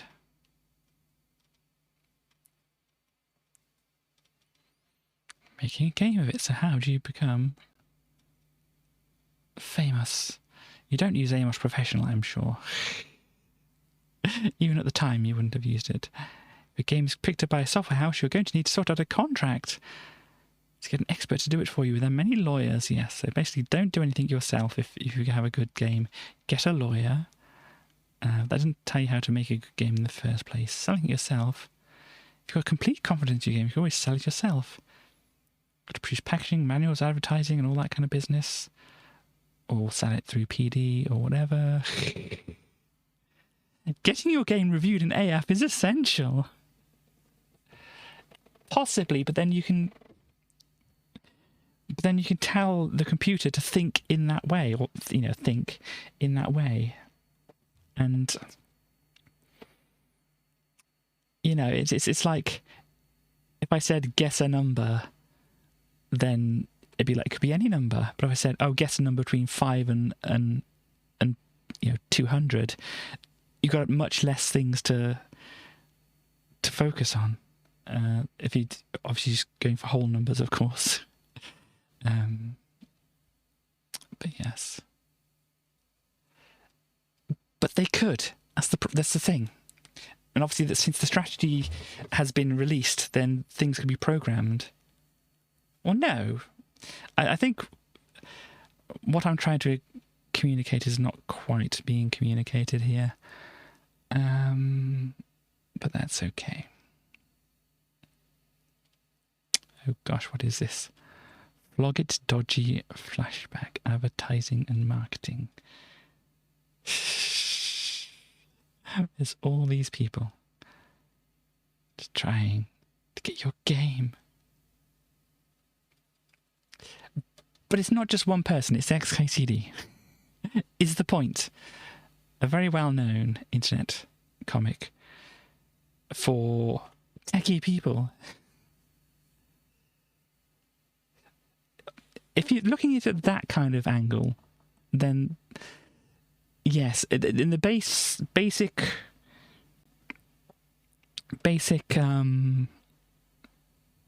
facts of it, then yes, I can understand where that's coming from on a purely mathematical basis. But yeah, in a real world kind of scenario, it still has flaws.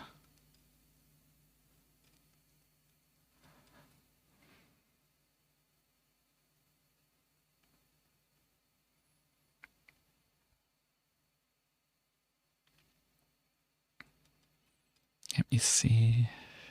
They really liked that picture, didn't they? Shove it down there as well. Indeed. Copyright. There's always been some misconception about copyright. In fact, you automatically own the copyright of anything you produce, at least here in the UK. That's right. Even so, there may be times when your copyright is disputed. Post office operates a system called royal recorded delivery, where the royal mail asks the recipient to sign a data package when it's delivered. You send it to a doctor or a headmaster and ask them not to open it. If they want to do that, in times of dispute, you can call a respected person. Some doctors and headmasters are not respected people, or at least not respectable people.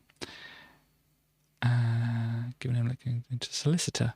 That's slightly more safe here, but yes. Yeah, your copyright terminates when, and that's when the software house buys up the complete rights. I don't know enough about this kind of thing. I don't know if they can probably buy the rights, but normally you would license it and that kind of thing. I don't know. For example, you could put a letter O somewhere in the middle of all your code, and that could tell you the software was sent to Ocean. A letter U could correspond to US Gold. And so that's basically, if it does get spread out and you find the code for it, then you know where you send it to, and where basically the leak came from. Do it with Amos. You're not going to attempt to pull the wool over your eyes pretending that Aim Professional is capable of producing games that will rival professionals. It doesn't provide the sort of raw speed that assembly language. Before you bin your copy of Aim Professional, it's worth bearing in mind that even the likes of Elite and Frontier programmer David Braver and Jez San of Starglide and Birds of Prey fame had to start somewhere.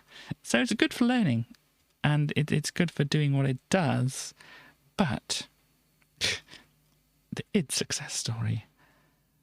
The potential of public domain as a way of distributing software and earning money was ably demonstrated by id Software with their PC titles Wolfenstein 3D and Doom.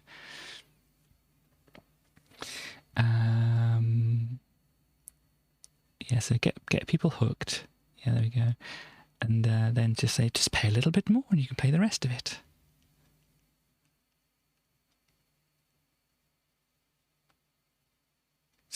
Of course, Wolfenstein 3D and Doom are very good reasons for being played as much as they have. They're both bloody good games.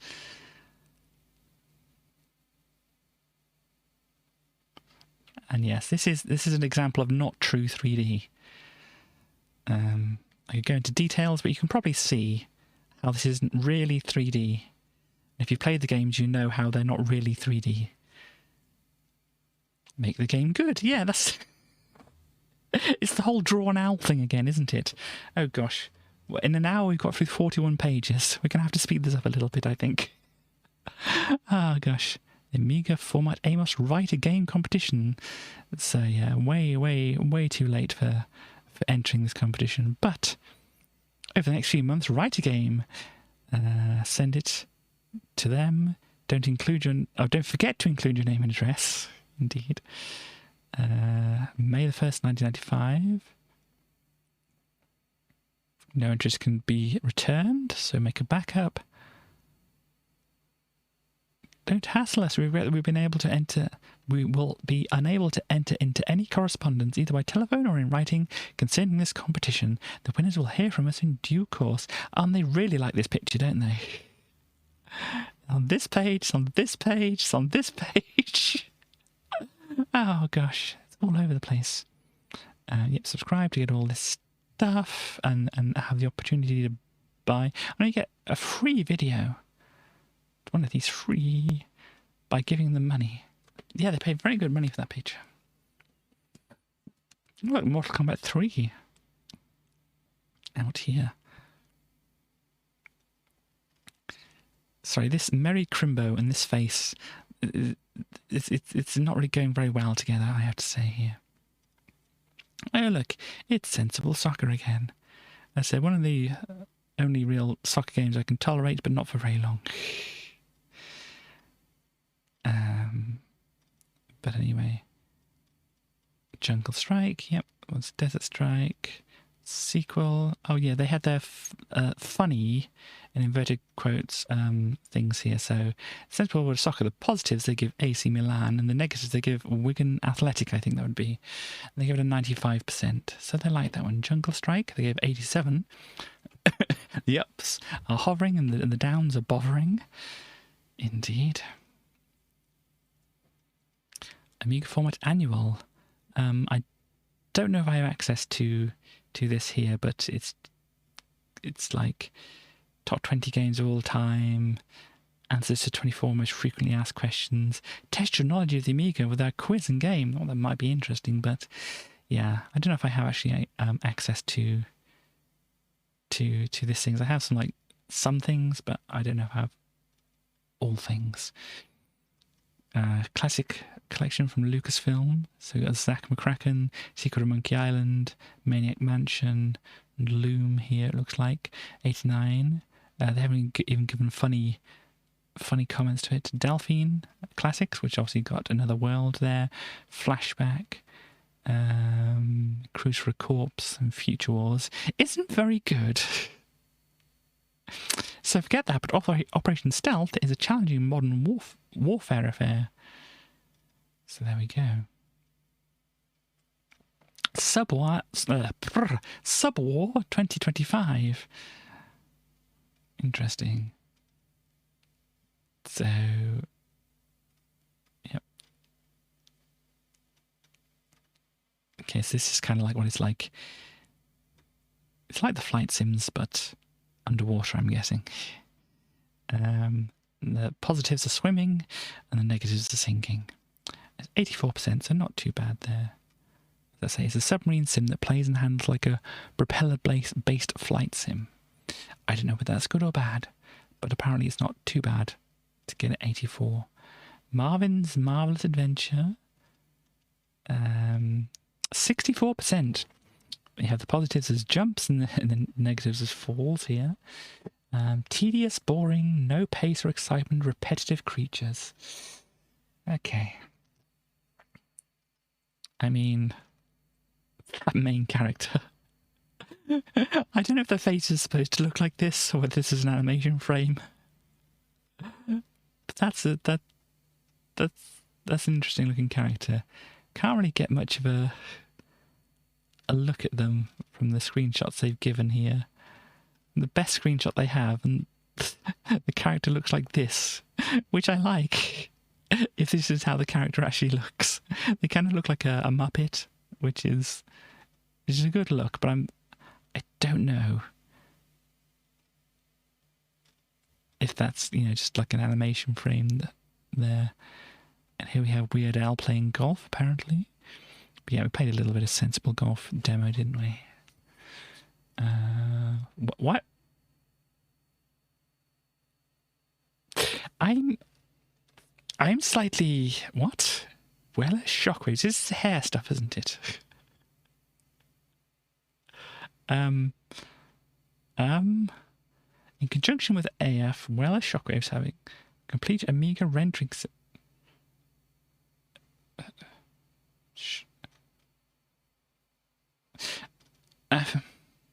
Huh? You can design elements of the game, logos, characters, levels, graphics.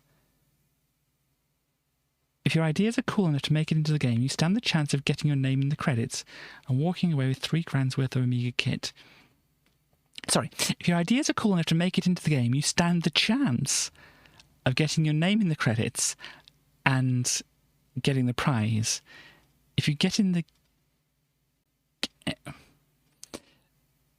This seems like the ultimate manifestation of working for exposure, doesn't it?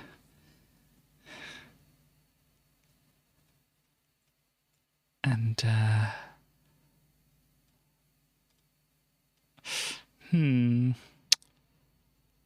Shockwave. What has this got to do with hair? Because Weller is... They do hair stuff, don't they?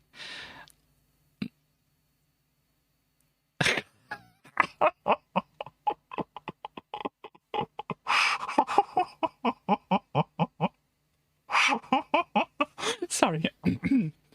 Shockwaves Express is set in the future world of 2007, where information is a valuable. Oh no.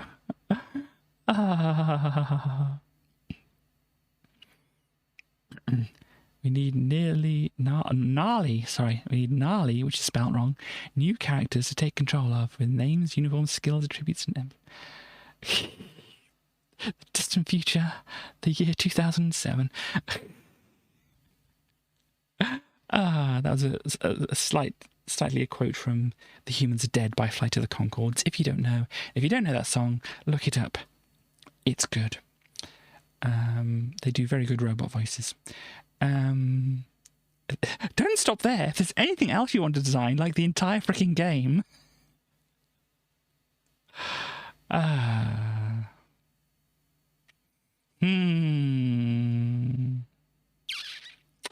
Where's the fine print? They don't seem to have any fine print, which is worrying. It's very worrying that they don't have any fine print to go along with this. Because they're all over the fine print on other competitions. Yeah. So Power Drive, 49%. Fast Car and Old Banger, fine print. I don't know what that means. Shadow Fighter, and this person looks like... Well, I said they're having a bad day, but they look like maybe they're having a bad life, just in general. And we have this kind of thing going on. From the graphics, it looks a bit dodgy. I mean, from the graphics, the gameplay looks like it's going to not be great. I mean, you can't judge these things like this, but I am, so deal with it. Anyway, Theme Park 500. So I guess this is one that runs on the older things. Candy floss and soggy chips. 92%, yeah. They didn't even bother to do... Well, thank you, Chaos. That clears things up wonderfully. It's Charlie J. Cool. Game plots are usually terrible. This one's brilliant. Walking down the street one day, Charles gets crushed by a falling grand piano, dies and goes to the netherworld, which is somewhere but not really anywhere. It has to trudge through 28 rather similar levels of platform merriment to get back to somewhere. Stunningly average. Interesting. And yet there's the XCOM prequel, I suppose. Actually not prequel as in like Star Wars prequel, but actual... No, that doesn't make sense, does it? The predecessor, that's the one. That's the word I'm looking for. But you can do either things if you really want to. And here's Rise of the Robots. Ooh. Isekai, what is that? I'm lost there, West. But you have Robbies and Marvins. So, yeah, the robots. Robbie the robot, I don't know what that's from. But yeah, and then Marvin, the paranoid android. It looks nice, and then completely lacking in the essential ingredient commonly known as gameplay.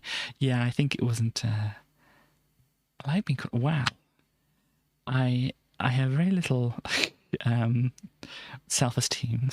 So any esteem I can manage to grab from anybody else is probably good. If that makes any sense. Glorious and Inglorious here. 80%. It's a football game. I don't care. Top game. So we go Lion King. That's Pumbaa looking very frightened. Probably because she's gonna eat me. That's the way it went, wasn't it? Anyway, Disney's The Lion King brings to life the majesty and mystery of... Oh, gosh.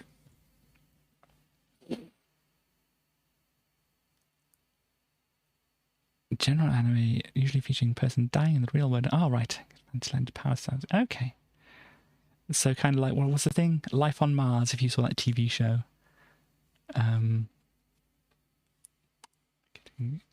Wow, Chaos. Disney The Lion King. Yes, it's the majesty and mystery of Africa. Just imagine, people probably do.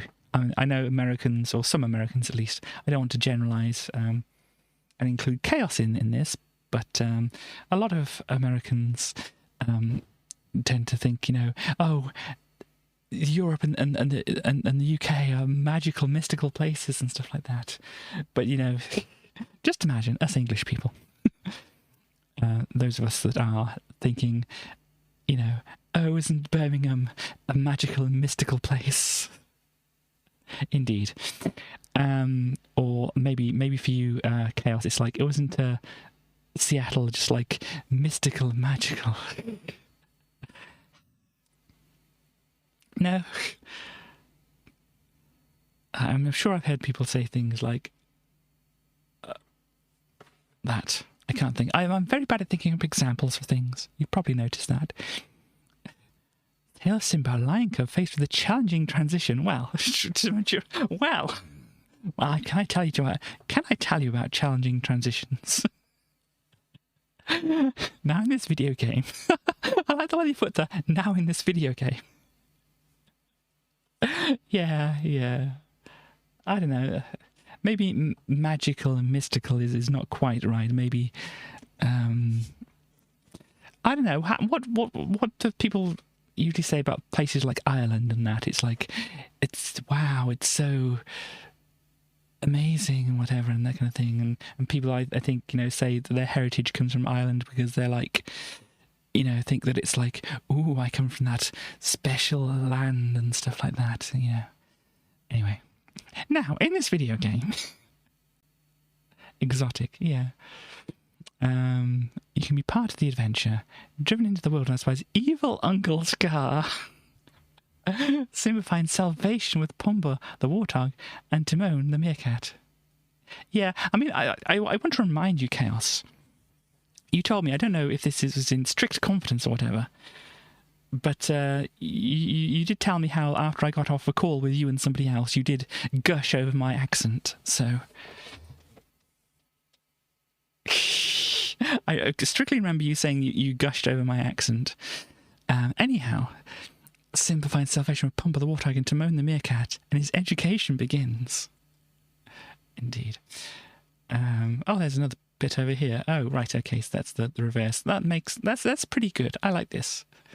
You've got basically on the flip page, you've got Timon here.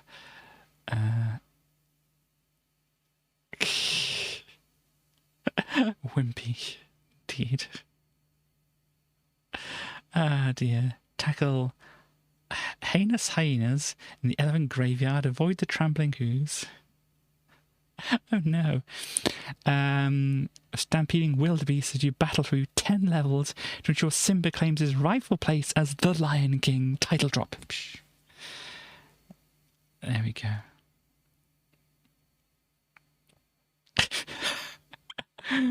Screenshots maybe from a different version. Indeed. Indeed.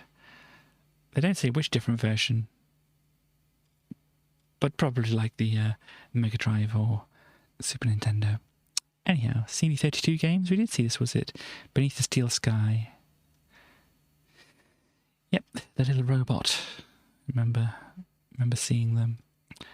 Roadkill apparently is another game here. A Zappo CD drive. That always amuses me. Zappo. All the CD32 games are tested with the Zappo CD drive. Oh no, Roadkill and Fields of Glory work fine, but Beneath the Steel Sky does not work on the Zappo drive. Oh dear.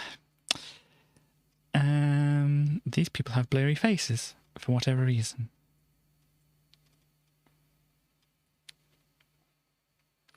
What have we got here? Highest score, lowest score. Don't buy a turkey. Ha ha ha ha ha. That might be just about as funny as it is. Indeed. What's this? Eternity. Sound of the Future. The controversial dance magazine. Controversial dance magazine. It's only at issue 24 and it's controversial.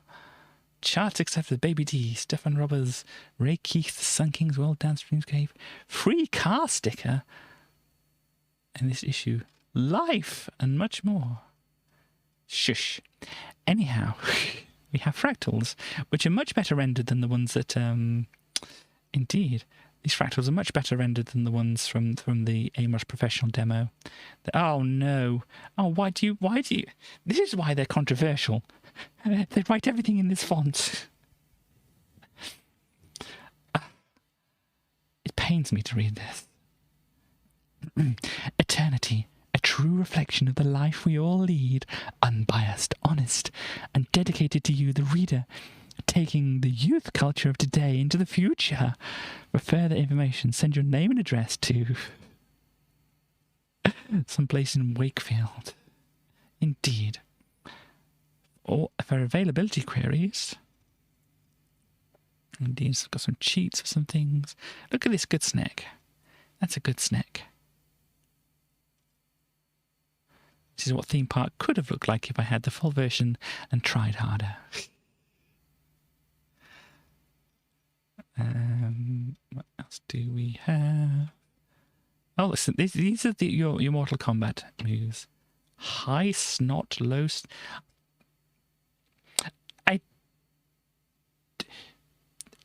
Okay. So this move they're calling snot. Okay. I don't know. Oh dear. Oh dear, oh dear. But yes, TDAF. What else? What's T? What are you? Okay, we go up, down, towards, and away. Okay, that's where I was getting confused. So towards, down, away, forward, on a fire. It's not it indeed. Away, towards, away. This is why I like body blows, because it's not as complicated as this. You don't have to go down, down, towards, and then fire. You just have to push a direction and a button. That's all.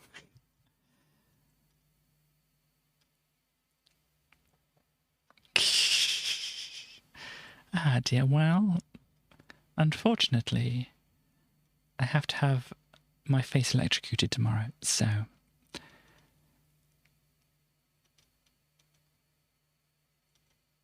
Oh, we got here, so... Oh gosh, we really need to try and speed through. Okay, have fun, whatever you're doing, and we'll be doing some Minecraft probably, as long as I'm feeling well enough. Photogenics. There's a revolution coming our way. Gosh, with all the software around for the Amiga, the last thing you think it needs is another paint processing package.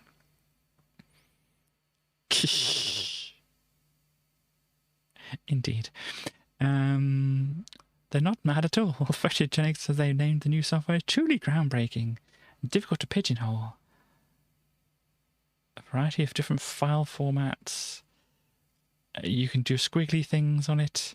It's probably like a Photoshop kind of thing, I imagine. Got some different brushes. Release date real soon. Well, that's very helpful. Yeah, it looks like a Photoshop-y kind of thing, doesn't it? I'm not going to read through the whole thing, but that's kind of what it looks like. Look, CD32. You can get CD32, £239. So you get the system plus 7 CD titles. You get Cannon Fodder, Diggers, Liberation, Microcosm, Oscar, Project X, and Ultimate Body Blows. Please, please, please buy it.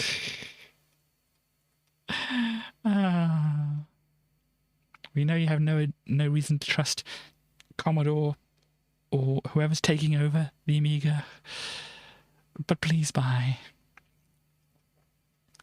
So turn your big box Amiga into a single frame recording studio, video capture. But you probably have to go to eBay nowadays. In fact, let us actually let me just go away from this, just in case I somehow have some details in eBay. I don't think I do, but let me just check. I don't have anything logged in here. No, it's like... There we go. So I don't really use this browser for anything other than looking at stuff on stream. But, you know, it's always just a bit sensible not to just load up things which might have details for you. Pre-loved wedding outfit. Is that really how you want to... oh, gosh. You can use other words apart from pre-loved. You know what people do in their wedding outfits? Do you really want to be calling it pre-loved? Oh, gosh. Anyhow, we are looking for the CD32. CD32, original box only. Is it just the box? Okay, CD32, full video module. 102, that's not too bad there. A new listing, Commodore Amiga CD32 console, boxed in good condition with 2 controllers, 148. No, definitely not. Definitely not with a pre-loved wedding dress. That just... Oh, that just is not a good. Original PSU and controller. Wow. Buy it now for 300, but what did they actually sell for? Where do you find that?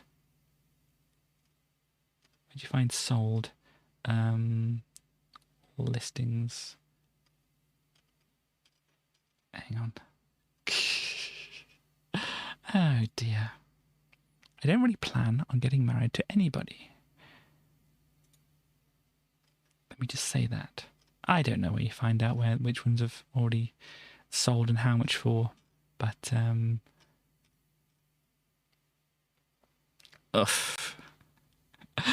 Ah, dear me. But yeah, 9 bids on this one though, so This is the full motion video thing. No bids, 8 bids, faulty one, 144. Well, you can make me one if you want to, but you know, there's probably not going to be a wedding to go along with it. Yeah, not a lot of bids on them. But these are like games as well. Okay. Empty console box. Right. Gal pal friendship ceremony. That's more likely, but it would have to have a point to it, I feel.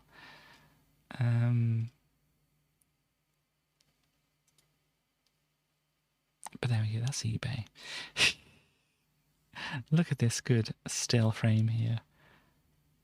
I'm not sure what it's from, who it's of.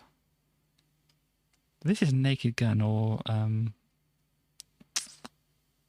Police Squad or something, isn't it? Oh, and this is with OJ in it. Oh, great. I think around this time, actually, I haven't brought it up, but around this time is when his trial happened. Okay, that's well, maybe. I mean, I don't think announcing this kind of plan on stream may be good for that kind of thing. I don't know if they care enough about whether you actually, you know, plan to live together and stuff like that after the fact. You can import cows and inflate them if that's your thing. There's chess. Let's commit fraud, indeed. Let's announce it on the internet. Wordworth. The Internet magazine, second great issue, even better than the first time, featuring the secret life of email. You said we don't actually have to live. Oh, live. I'm guessing you meant to say we don't actually have to love each other. Okay, but I picked that up by just scanning things that we don't actually have to live together. This is slightly disturbing. This looks like fleshy, doesn't it? Oh look, this is the envelope they were talking about earlier. Chaos. Oh no. Oh, just a quiz to Starly. Starly, were you aware of exactly how dirty Boom Boom Boom, not Boom Boom Boom Boom. We know how dirty that is, but were you aware of how dirty Boom Boom Boom, sorry, Boom Boom Boom by the Out Here Brothers is? Not Boom Boom Boom Boom. We established that previously. The Out Here Brothers song. So we established the clean version. This boom boom boom, now let me say whale, whale. And the clean version goes, girl, your booty is so round, I just want to play around. Let me take you one more time, and step into your mind. You're thinking Baldrick's poem, yes. There's that as well, but that's definitely not dirty. I came to make you shake it till you break it, caress your body until you're naked, bend you over, grab your shoulder, slip my... They mention it here as well, slip my Peter inside your folder. See, they do say it here. Girl, your booty is around, I just want to play around. Let me take you one more time and stop you into your mind. Put your arms around me, girl, and your kisses on... This is not the dirty version of it. This is the clean version of it. The dirty version, or as they call here, the hardcore version. I'm not going to say some of these things out loud. I'm just going to highlight them. And things like this... and things like this,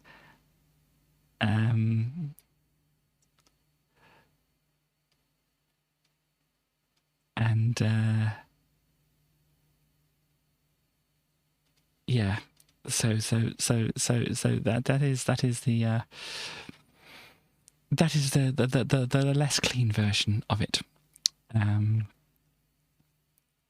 But yes, one I shocked. You know, just imagine all the kids, as you say, with the Venga Boys, all the kids dancing at the school discos to that, and the Out Here Brothers. That's quite a thing. Anyhow, Momiga optical drive. This is an optical. Ooh, look at this magneto optical disc from Sony.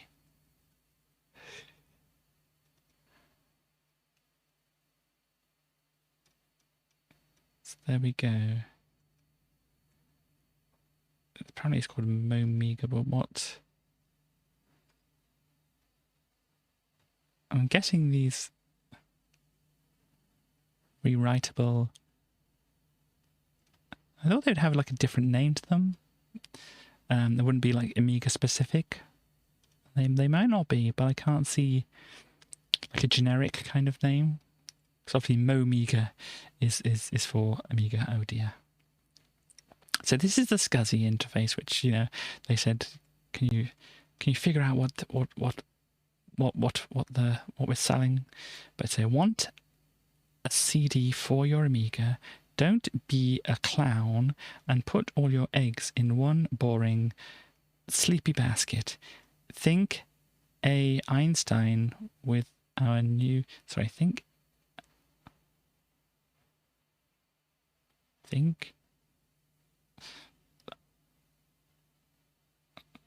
I don't know what they're trying to say here.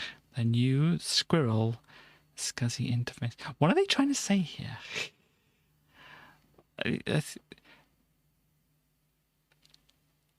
Fair enough. What does this think? What are they trying to say here? Think with our... I don't know what they're saying.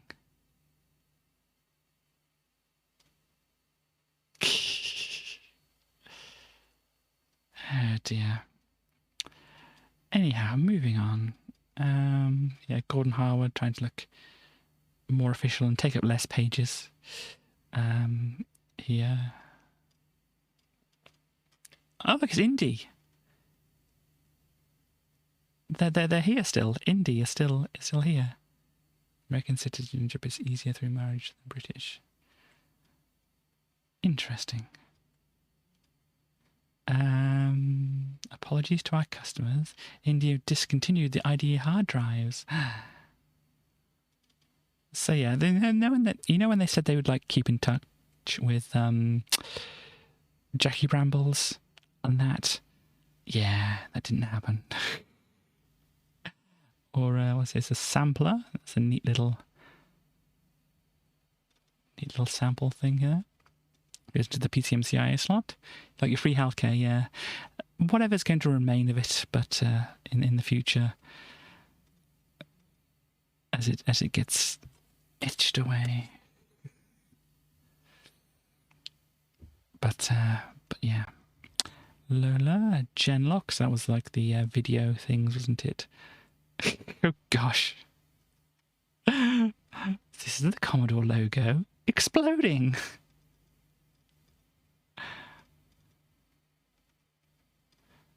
So next month in Amiga Shopper. Okay, so it's... Hang on. Is this the Amiga Shopper? Yeah, this is the Amiga Shopper supplement thing that is in here. Okay. Next you will be taking a long, hard look at the rise and fall of Commodore. Where did they begin? Where did they fail? Or why did they fail? Where are the people who built the Amiga now? Well, we know that one of them died a little while ago in relation to this magazine. Was it J Minor? Was that the person? I think that was their name. They make the kind of cool. When they make the film, well, there's a book or a few books out by David Pleasance. We found out. Amiga Shopper. It's more fun than dropping your enemies into a shark-infested bathtub. See, I can test that. I have many people who I would love to see being dropped into a shark-infested bathtub. I really don't think Amiga Shopper could match up to that, to be quite honest. Stocking fillers. What do you get from somebody who owns an Amiga? You can get them a foot massager. Does that look comfortable? I don't know. Oh look. Protect your eyes from the harmful effects of monitor radiation. With these trendy, look at these trendy specs. Just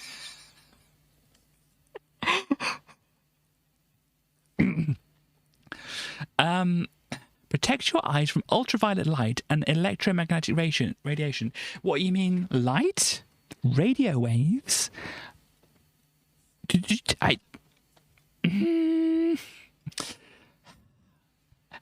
Ergo stick.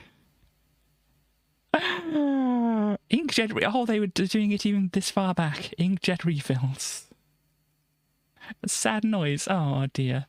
Well, I wouldn't want to just buy you a random one. I want to make sure you actually had one which, you know, was suitable for you.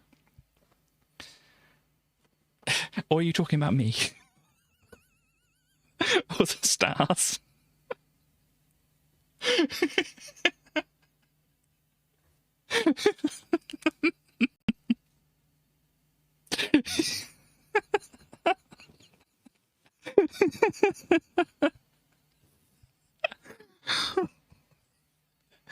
Oh dear.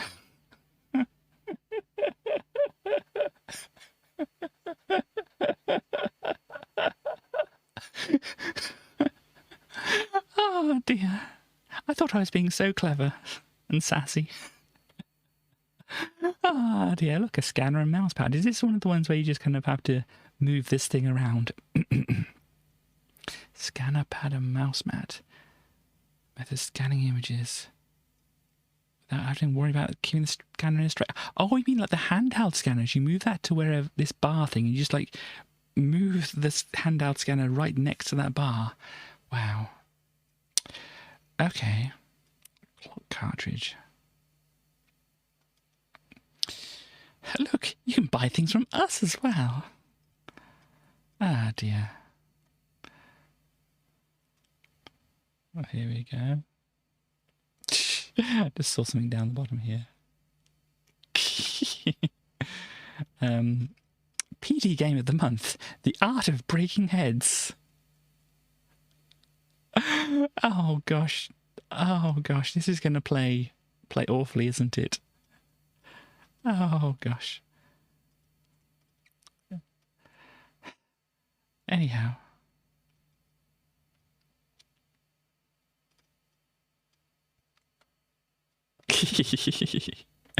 Oh, this is the Amiga Shopper thing. So wait a minute. Are these pages in the wrong order? 125. 126.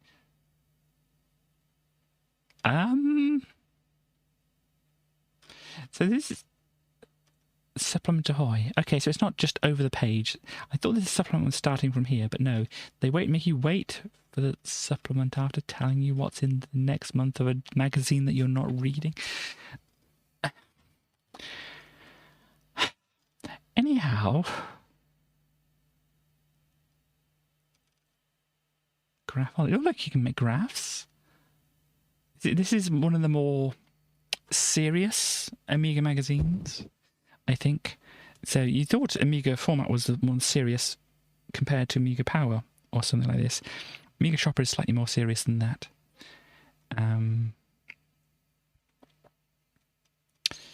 So yes, graph software, non-linear. This editing of non-linear video editing system. The first Amiga non-linear video editing system. Well, most video editing systems now are non-linear editing systems. But yeah, this is like a unique thing here. Fancy turning your CD32 into a real computer? Got some expansion things. Oh, this expansion thing sticks at the back and you can plug a keyboard and a disk drive into it. Okay, no problem.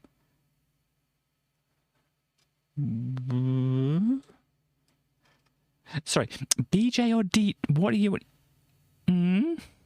Oh, right, the Canon BJ10SX or the DeskJet. Okay, I never mind. Let's carry on here. Software for free. There's some art here.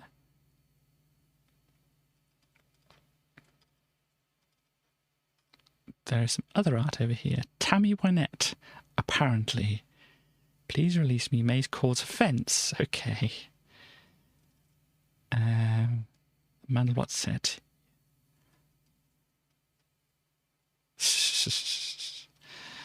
Oh dear. And there's this this going on here. Charlie has never had much luck with women, or with female cats for that matter. Is this one of our...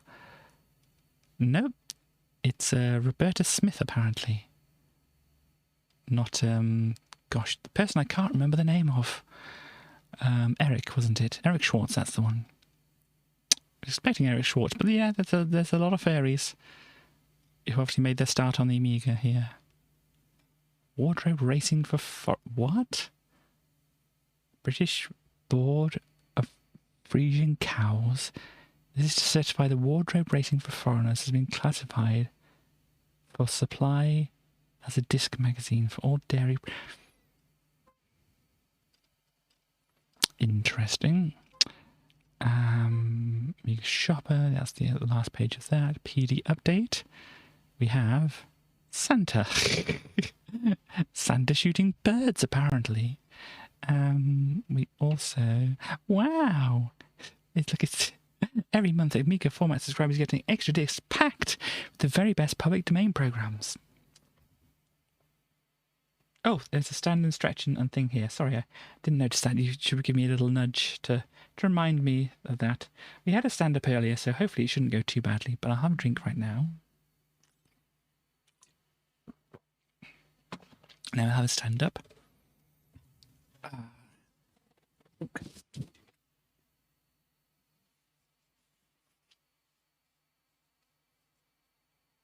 There we go. I think it's humid here. In my mind, my brain always goes to moist, but that's not the right word for the air being wetter than usual. That's humid. Yeah. Tracked on your favourite constellation without straining your neck. You see the heliocentric longitude and heliocentric latitude, the radius vector, the solar elongation, the declination, and the azimuth rise, and all that kind of stuff. Which would seem like a pretty cool thing if you know what you're looking for. Task Force. Have I seen this before? I might have. Well, you know. We have something not interesting over there. Somebody's beeping outside. I don't know if you can hear that. Bomb pack. Collect the little black dots and mystery bonuses, but stay away from those nasty spiders. Interesting. I like this. The top 10 games and utilities. You have Big Time Sensuality, which is like a demo, probably featuring a Bjork song. Random dot stereograms. Miscellaneous Imagine Objects, Password Encryptor, Spectrum Emulator, Danger Mouse, Action Replay, Specky Emulator, another Specky Emulator, some Justice Demo, and Terrahawk's Imagine Objects. So yeah, kind of gives you an idea of what what things are like, what people are interested in at this time.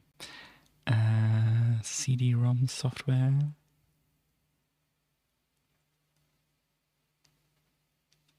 Seeing if I can spot anything interesting there. What we have here, Charlie Cat. We saw a bit of that before, didn't we? Classic gags merge with classic technical competence to produce a cartoon worth a chuckle. Words. So they've been flattened by whatever this thing is, it looks like. Charlie's friend are chased by this lovable rogue. I'm guessing that's some kind of dog. Can't quite tell. Many of the gags drawn on Tom and Jerry for inspiration. Catnapping from 1951 used this one. So the bag is not equal to cat. Or the size of the bag is not equal to cat size. Okay. We have also this.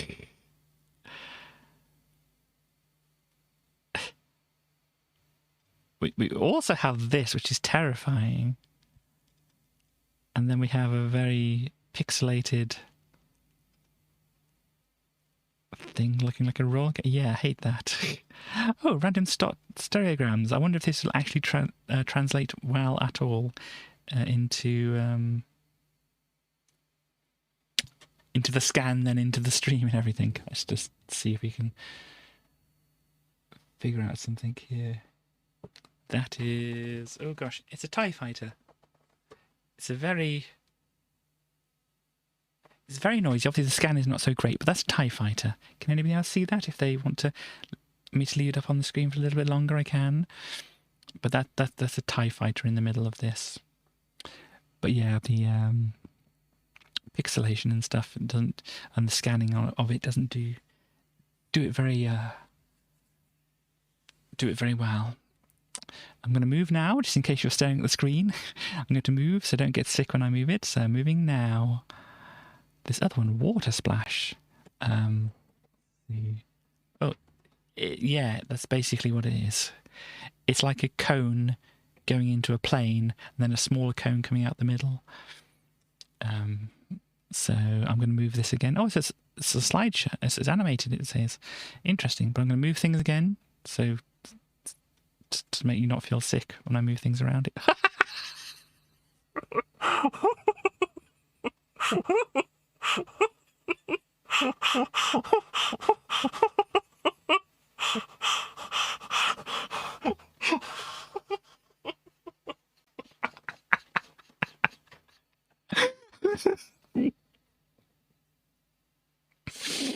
I think they very lovingly modelled things here, don't you?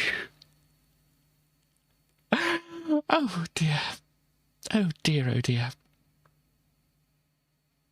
Oh dear, oh dear.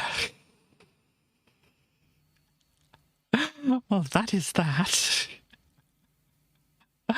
Oh, my word.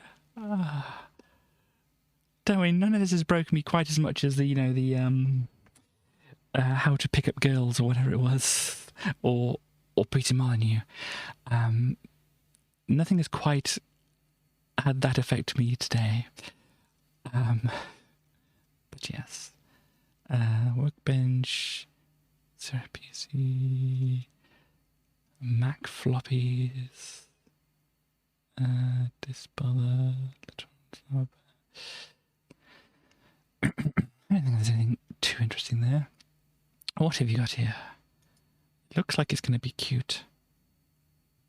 Copy a link. Let's have a look and see what West is providing for us here. Oh, cute. A free pattern as well. So, I mean, I did hear... I showed on the stream a little while ago, Starly, the thing here, which I'll just show here again. If you can see this. Just a short thing before I start my stream. I'm a little bit late, so you cannot see that.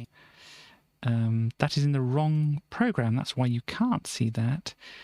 I need to open it in the right program so you can see it. There we go. Hi, this is just a short thing before I start my stream. I'm a little bit late, so I've had to make this quick. I made a thing for a Stars and a Starly for helping me out with a thing, and so it's this lovely little possum friend here.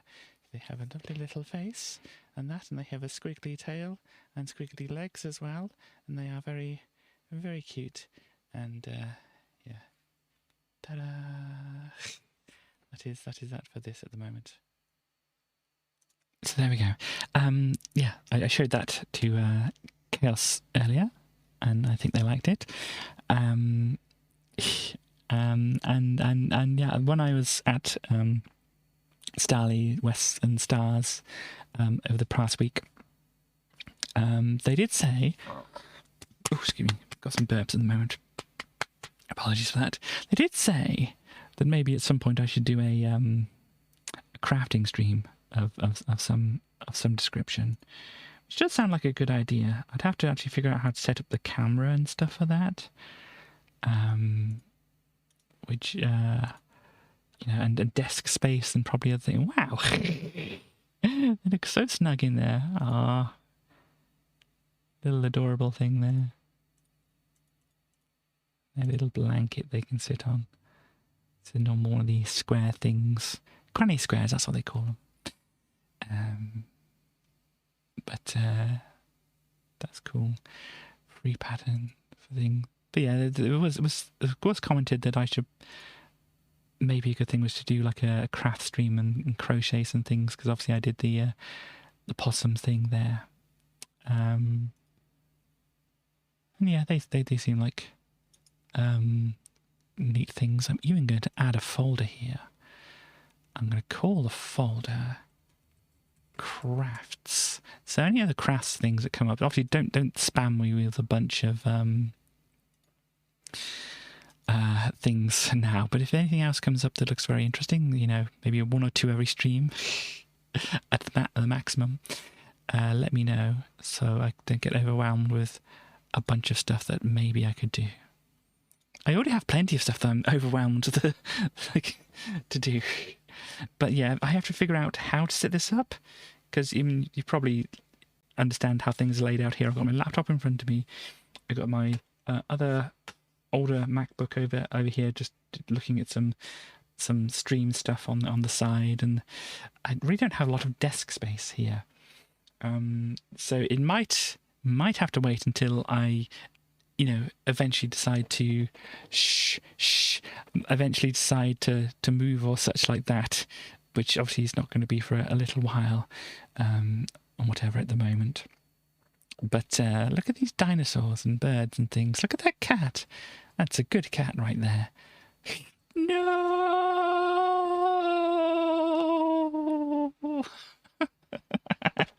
Yes. See, now you have a decision to make, Starly. Because obviously we could do that on on Friday, but we could play Bug Snacks on Friday as well. So, gosh, guess it's up to you with that one, or not. You know, it's not finally up to you, but we might do Bug Snacks on Friday. Is what I'm thinking. We've got 10 minutes to get through. Oh gosh, about 30 pages here.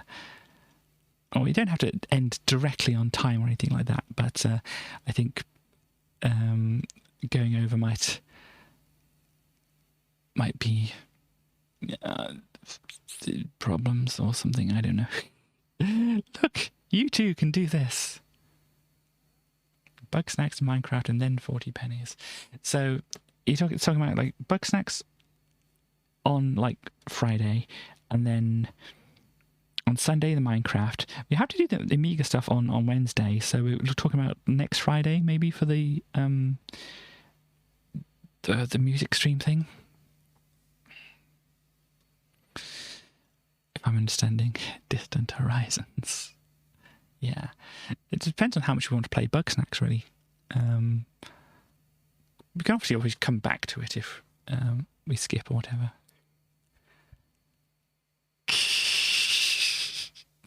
Chaos. Oh, it's Corporation Street, not Coronation Street.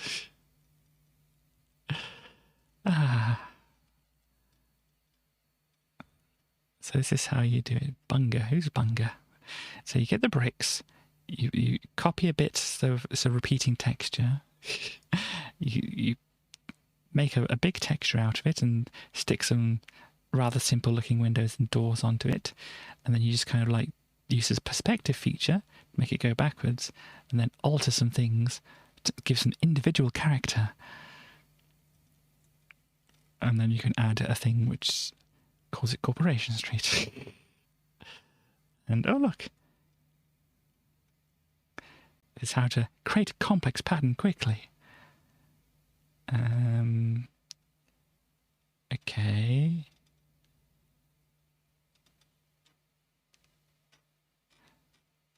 I don't know if it says how to create a complex pattern quickly. Maybe that's like a separate tutorial. You have to click on this, whatever this software is. I don't know if there's software. Oh, look, the Amos Professional Sampler. You can buy it for 35 quid. So yeah, this is why I didn't get into a lot of these other things here. Because obviously it's a little bit out of or expensive for a teenager to get into.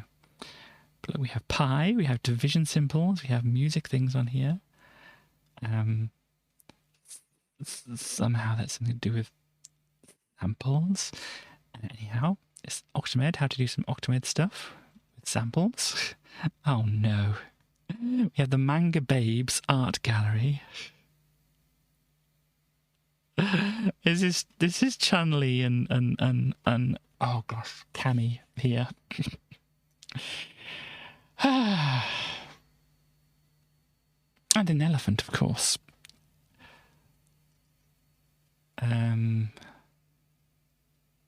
Oh, this is some... Is this Dragon Ball Z?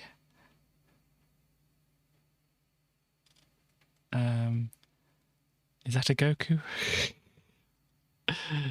Oh no, oh no, oh no, oh no. There's that as well.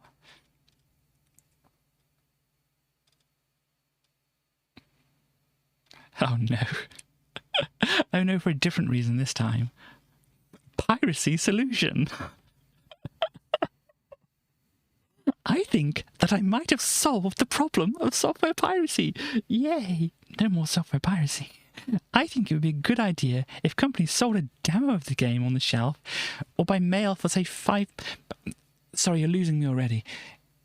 On the disc would be information of how to purchase the... The customer liked the demo, they could buy the...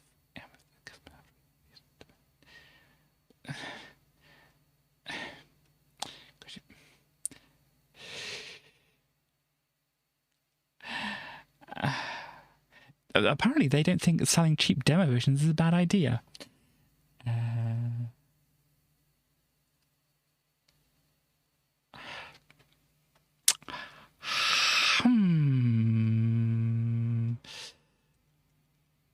Anyhow. Oh look, we've got some more David Pleasance here, but we also have another thing from West here. Let's have a look and see what we've got here. It's apparently something to do with bug snacks, I can see. It's... Wow! Having not played the game, I'm not familiar with the particular bug snack here. But that looks awesome. I like the food as well. I mean, assuming it was vegan, of course. That looks very tasty. But this is very cute. They have like spiral fries and a burger. This is very, very cute. Like little strawberries in the background as well. There we go. So what does David Pleasance have to say? How is he going to evade talking about things? This person reads Edge. Okay, they're going completely different direction and not...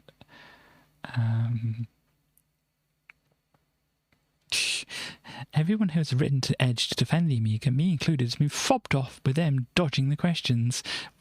David Pleasance wouldn't know anything about dodging the question. Ah, gosh. Anyhow.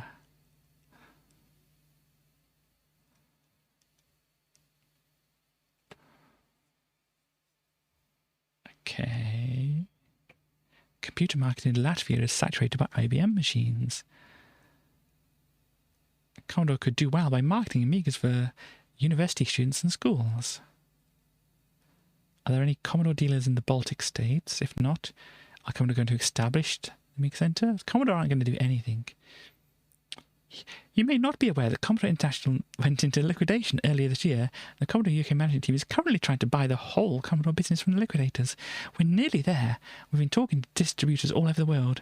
I don't think we've spoken to anyone from the Baltic states yet. So yeah, basically just dodging the question.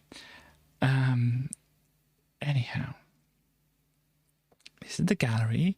This is some kind of pup. Apparently it's a Star Wars thing. The last in Lucas's famous trio of sci-fi films, Return of the Jedi. Ah, dear.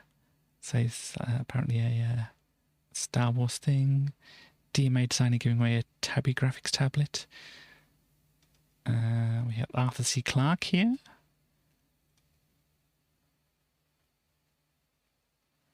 Which I don't really know what Arthur C. Clarke looked like, but this looks like a human being, so I guess that's fairly accurate. Friendship.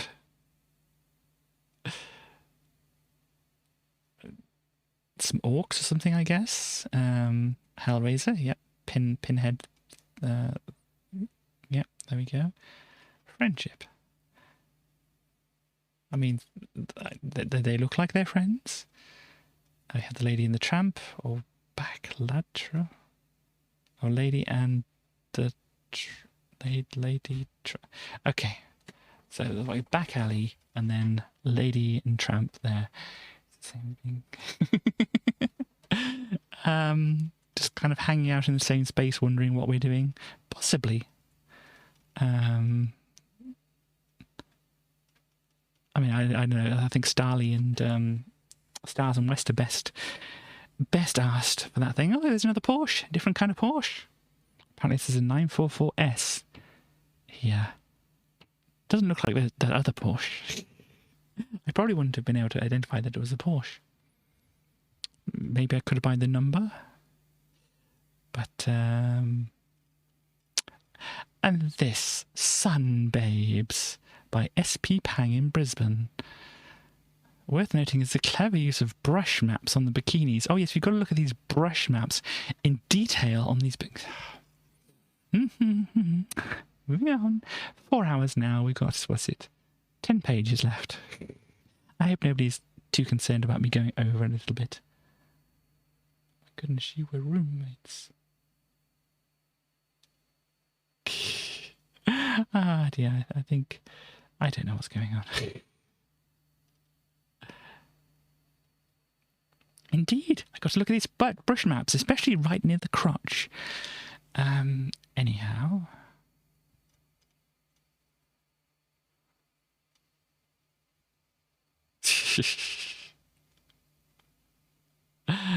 Doesn't get the wrong idea. Well, you know. I will not say what's in my head. And there we go. That's the rest of the thing here.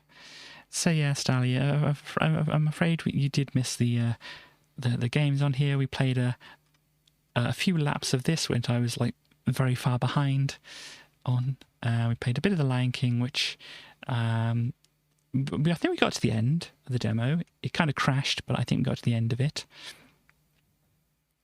We were strictly roommates. And then there was this one on the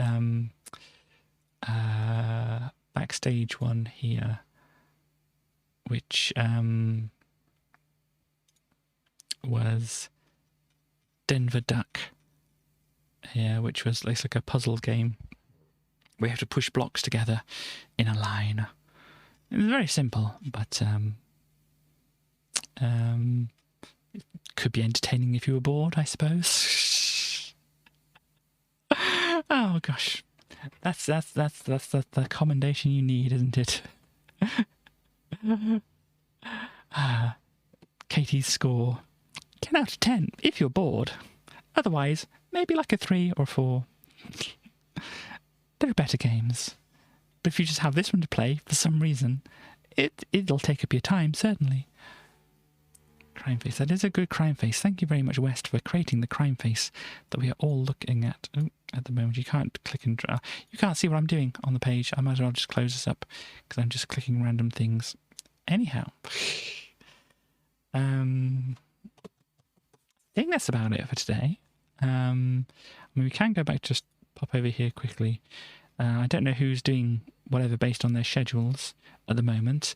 I think Stars isn't.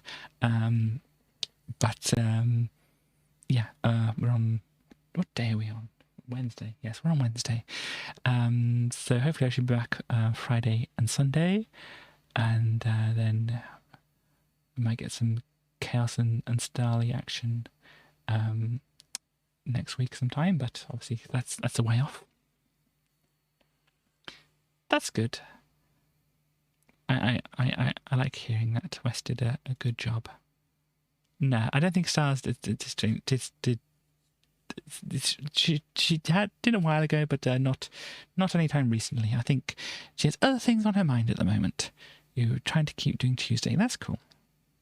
Wednesday difficult. Okay, that's fair enough. I mean, it makes it a little bit awkward for me since I can't watch the end of your stream without, without because I've got to like mute you and then start up and then wait for you to be in the right, ready to go and all that kind of thing. It's a lot to coordinate, especially for Katie. Chaos has promised to do more streams with you. Cool. Do you have any planned at the moment, or do you know what you might be doing on Tuesday, or anything like that?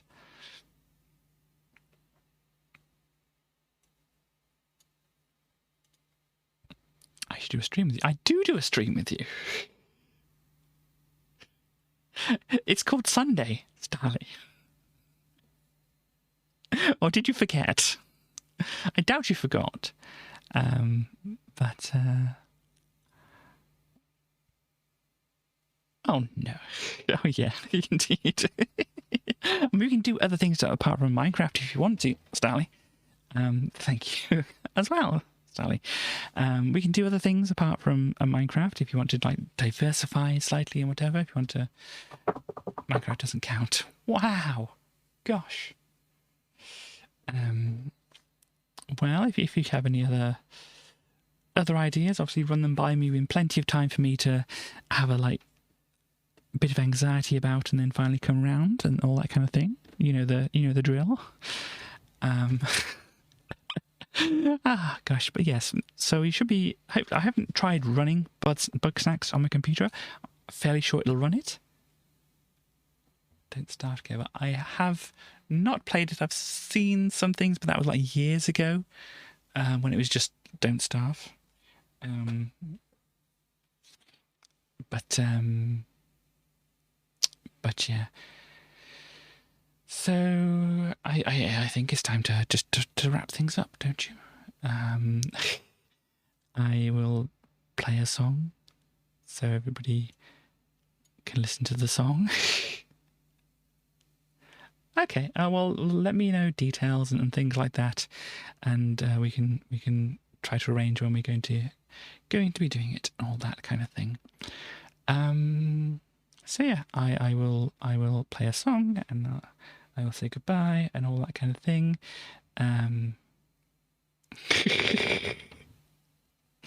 It's basically saying sorry for being you. So I mean, I don't know how to take that. I think that's just generally your way of being. So you know, if this is indeed, if this is some kind of like self-deprecation chaos, stop it. Ah, dear. Anyhow, I will play a song and go, because I probably should. Thank you very much for dropping by, everybody. Hopefully I'll be around on Friday to do another stream. And, well, you don't know that, do you? You don't have video evidence of that, do you? But yeah, hopefully we'll be able to look at Bugsnax on Friday. And, of course, as usual, I will see you next time. Bye-bye, everybody.